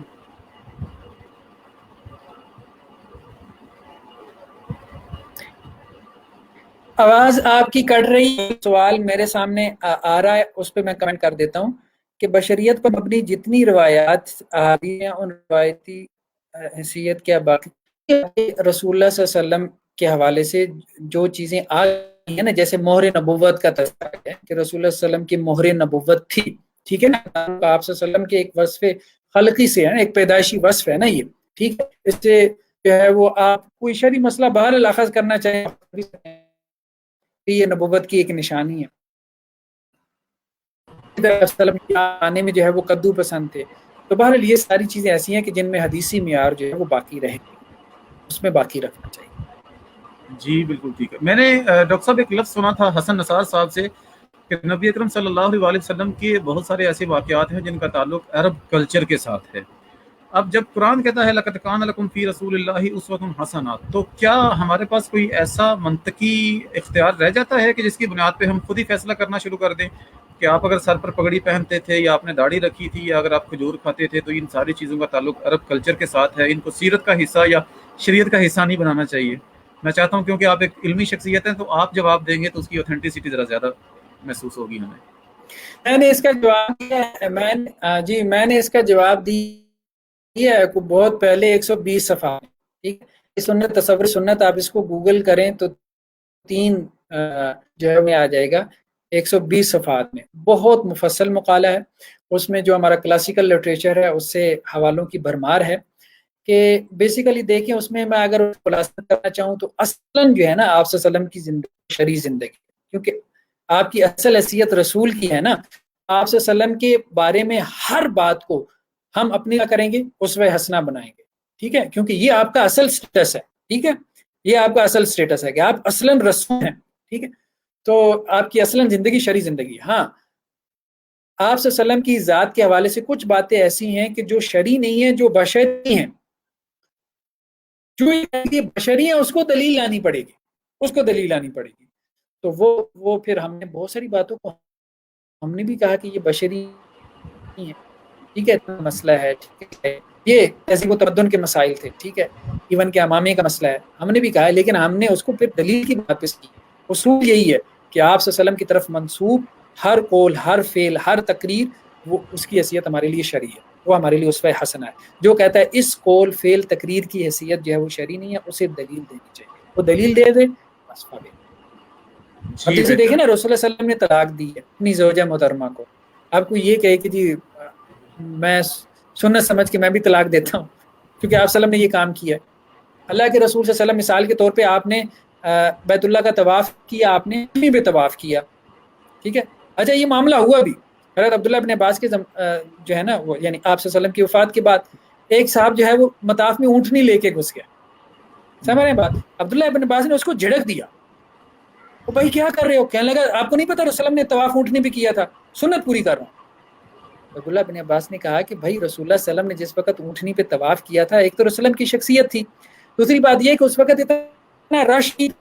تو آج جتنا ہجوم بڑھ چکا ہے، آج جیسے اب آپ دیکھیں نا، آج کوئی مطاف میں اونٹنی لے جائے، رسول اللہ نے جو ہے وہ مطاف میں طواف اونٹنی بھی کی ہے، بات تو اس کی ٹھیک ہے، لیکن وہ لوگوں کو کتنی اذیت دے گا؟ آپ اجازت دیں گے اس کو؟ جو کام رسول اللہ صلی اللہ علیہ وسلم نے کیا ہے، مثال کے طور پہ آپ نے طلاق دی ہے، یا اسی طرح آپ صلی اللہ علیہ وسلم نے تو بہت ساری باتیں ایسی ہیں، جیسے خود قرآن نے بھی کہہ دیا نا کچھ چیزیں آپ کے ساتھ خاص ہیں، جیسے آپ نے 4 سے زیادہ شادیاں کی ہیں. ٹھیک ہے، تو اسی طرح سے اگر دلیل مل جائے گی کہ کچھ چیزیں جو ہے وہ آپ کے ساتھ خاص ہیں تو وہ امت کے لیے جاری نہیں ہوں گی، امت کے لیے جاری نہیں ہوں گی. یا اگر کچھ چیزوں کے بارے میں دلیل مل جائے گی کہ ان کا تعلق جیسے طب نبوی سے ہے، یا ان کا تعلق ہزارہ سے ہے، تہذیب و تمدن اور کلچر سے ہے. اب داڑھی کا تعلق کلچر سے نہیں ہے، وہاں حکم آ گیا. ٹھیک ہے، وہ سنت ہے. لیکن تہمت کے بارے میں کوئی حکمیہ انداز نہیں ہے. ٹھیک ہے، وہ یہ ہے کہ وہ ایک کلچر ہے، ایک رواج ہے بس. اس کا مطلب یہ ہے کہ اصول سیرت کا تعین کرنے سے پہلے آپ نے کلچرل سٹڈی کرنی ہے، آپ نے سوشل سٹڈی کرنی ہے، ہسٹوریکل پرسپیکٹیو میں دیکھنا ہے. یعنی جب تک آپ کا پورا جو ہے آپ کی پوری گرپ نہیں ہو جاتی سیرت کے جملہ پہلوؤں پر، تب تک آپ کسی ایک اصول کی تشکیل بھی نہیں کر سکتے.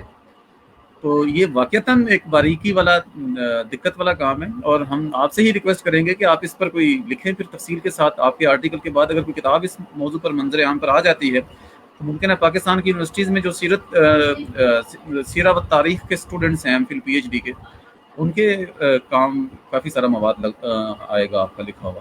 پھر ہم دیکھیں نا دو باتیں اہم جی دو سر. باتیں اہم آ گئی ہیں ابھی آپ کی بات سے. ٹھیک ہے نا، جو اسٹوڈنٹ سیرت پہ کام کرنا چاہتے ہیں نا تو 2 اصول ہو سکتے ہیں، دونوں پہ الحمدللہ سے میں نے کچھ ابتدائی کام کر دیا. ایک تو یہ ہے کہ سیرت کی تحقیق کے اصول کیا ہوں گے، پہلے یہ سیرت ہے.